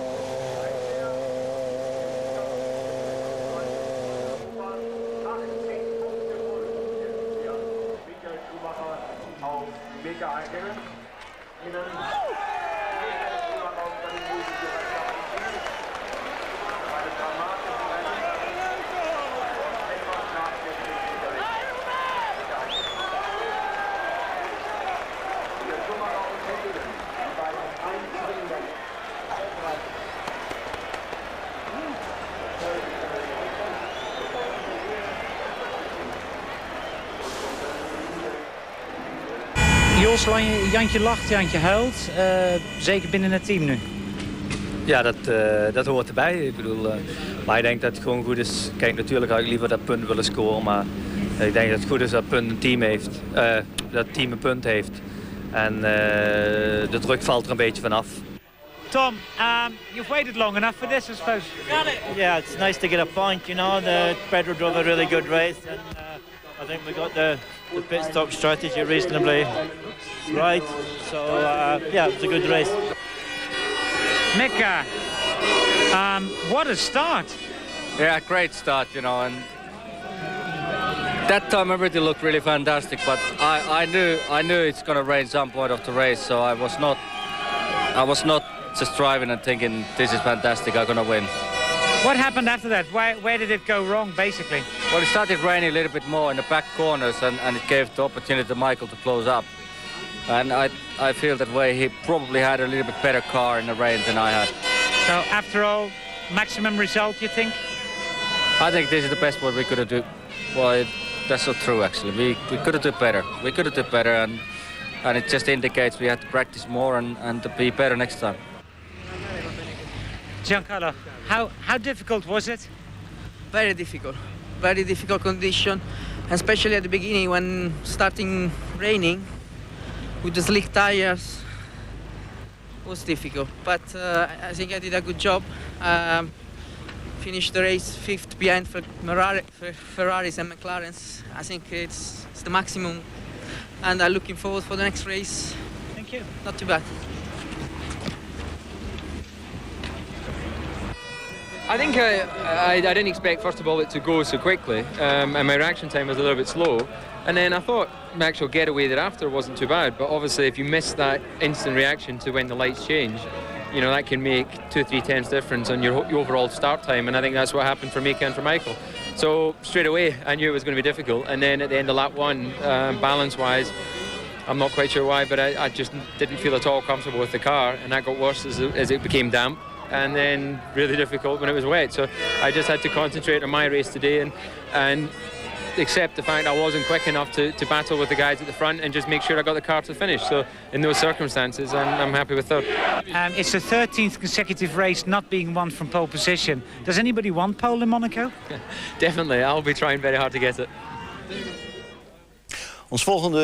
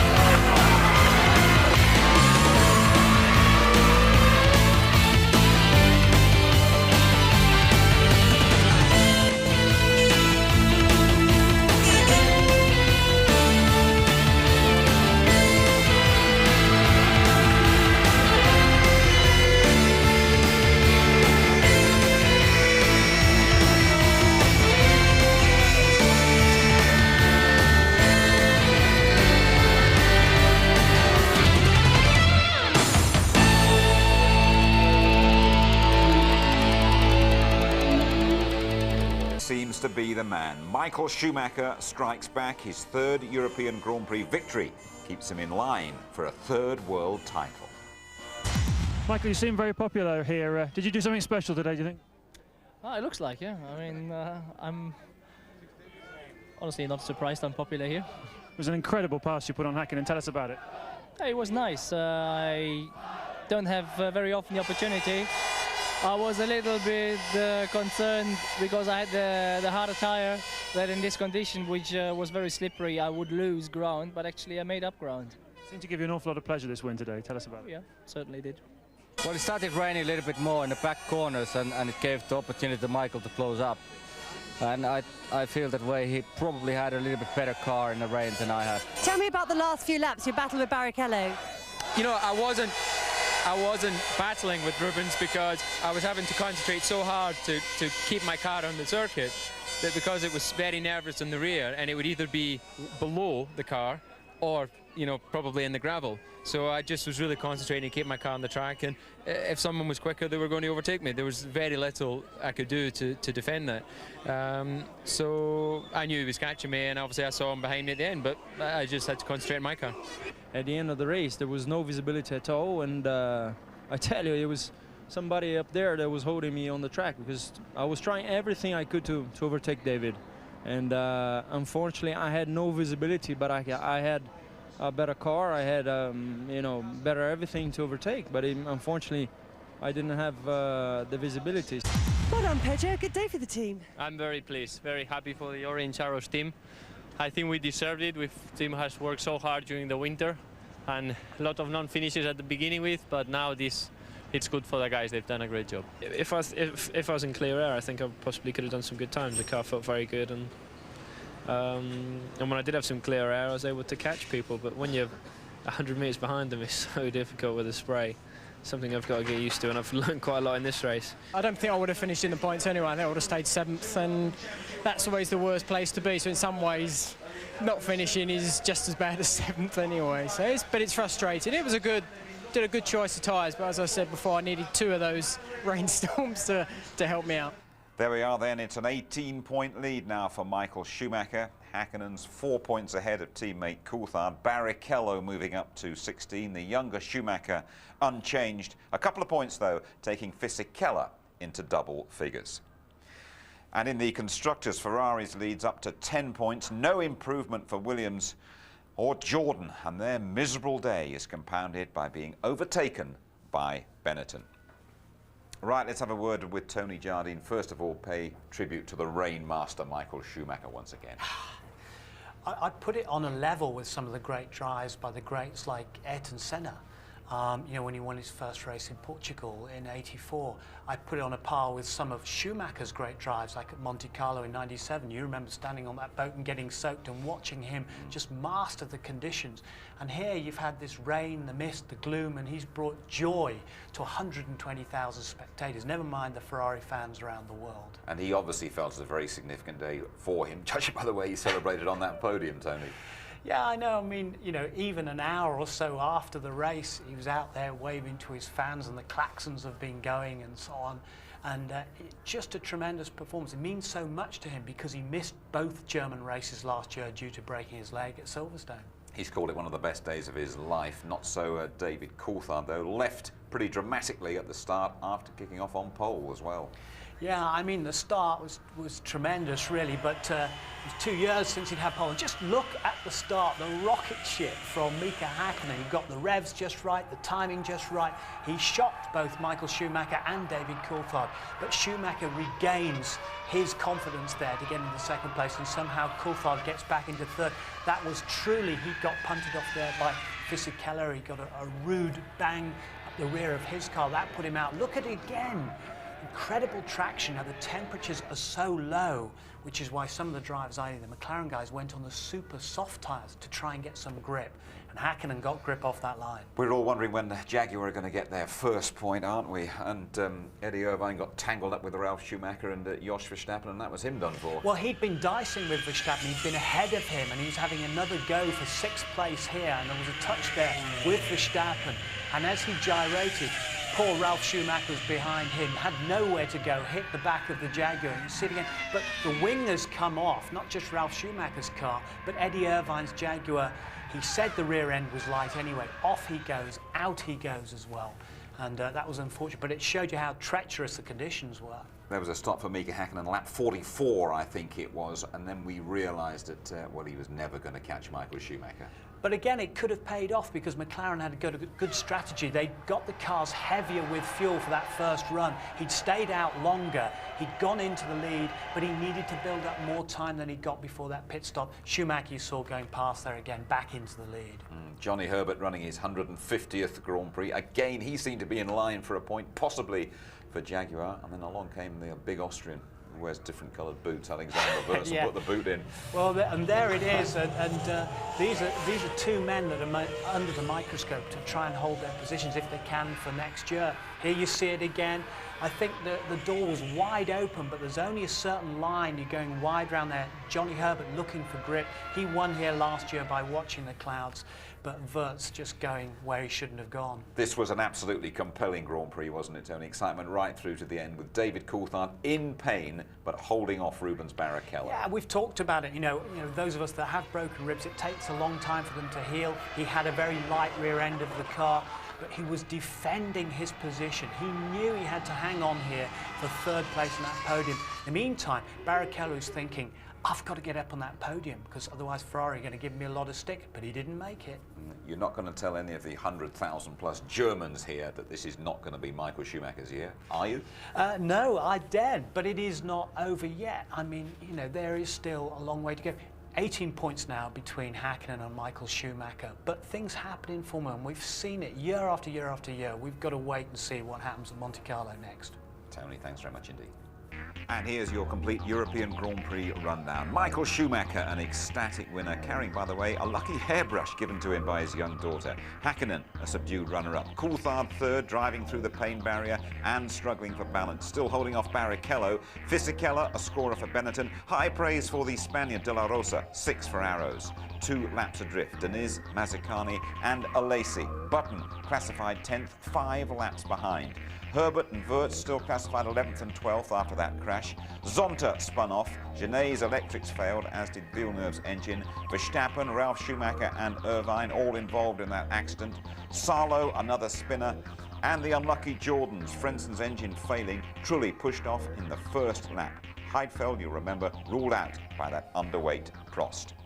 Next, one of the great Grand Prix weekends of the year, the Monaco Grand Prix. Qualifying live on the Saturday at 11:30 in the morning. Our build-up to the race starting 12:15 on the Sunday. Highlights round about the same time, 11:45.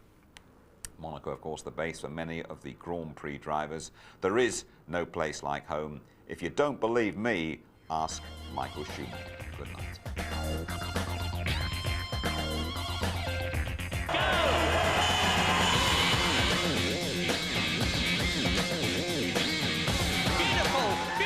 Drive by Michael Schumacher.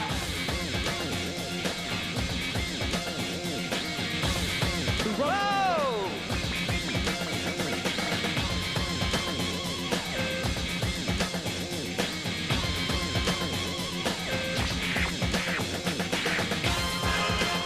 Schumacher wins in Germany.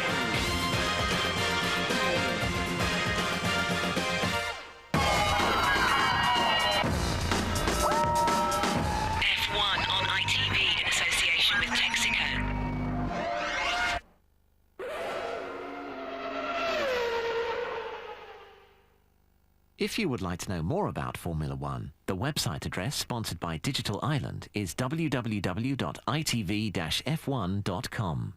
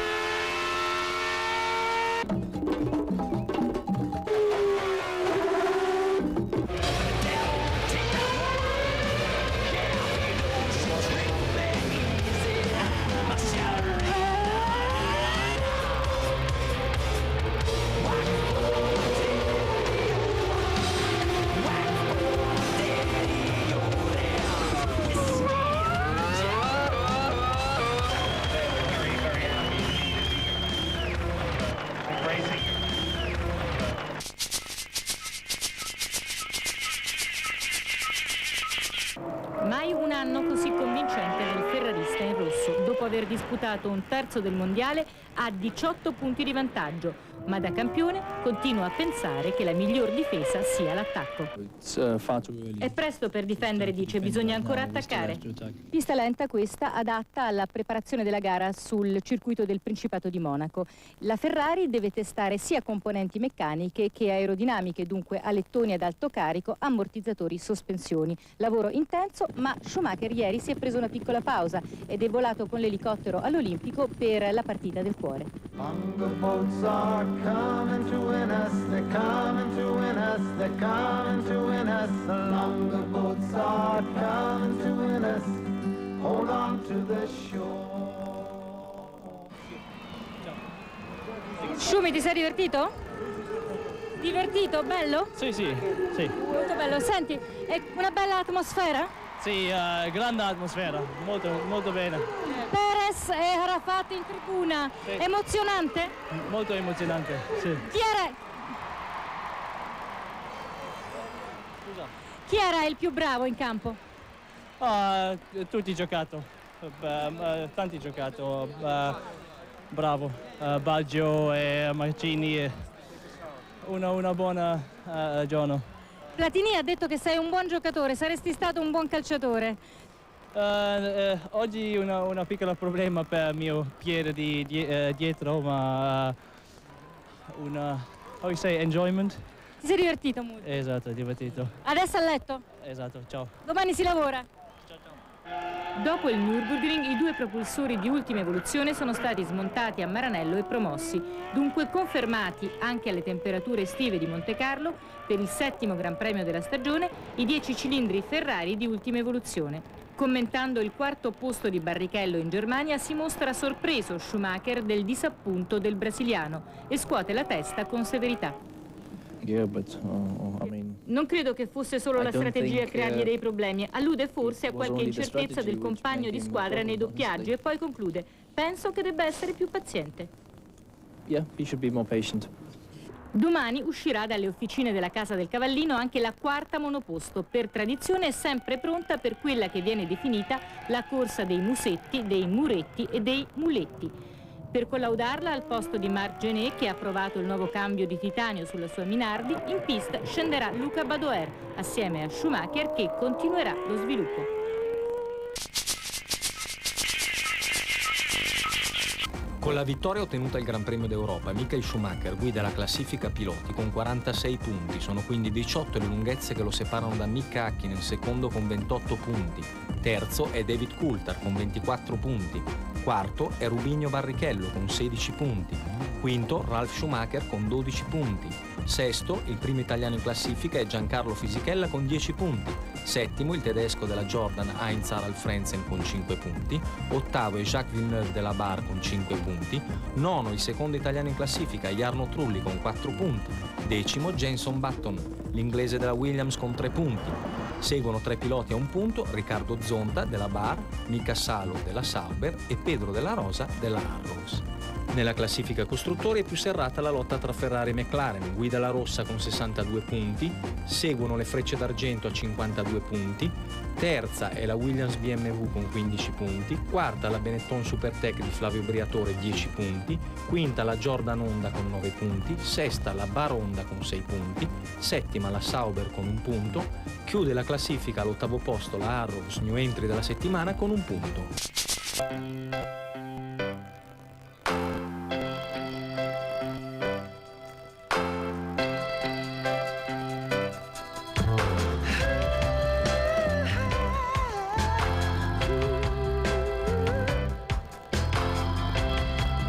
she throws me like a rubber ball.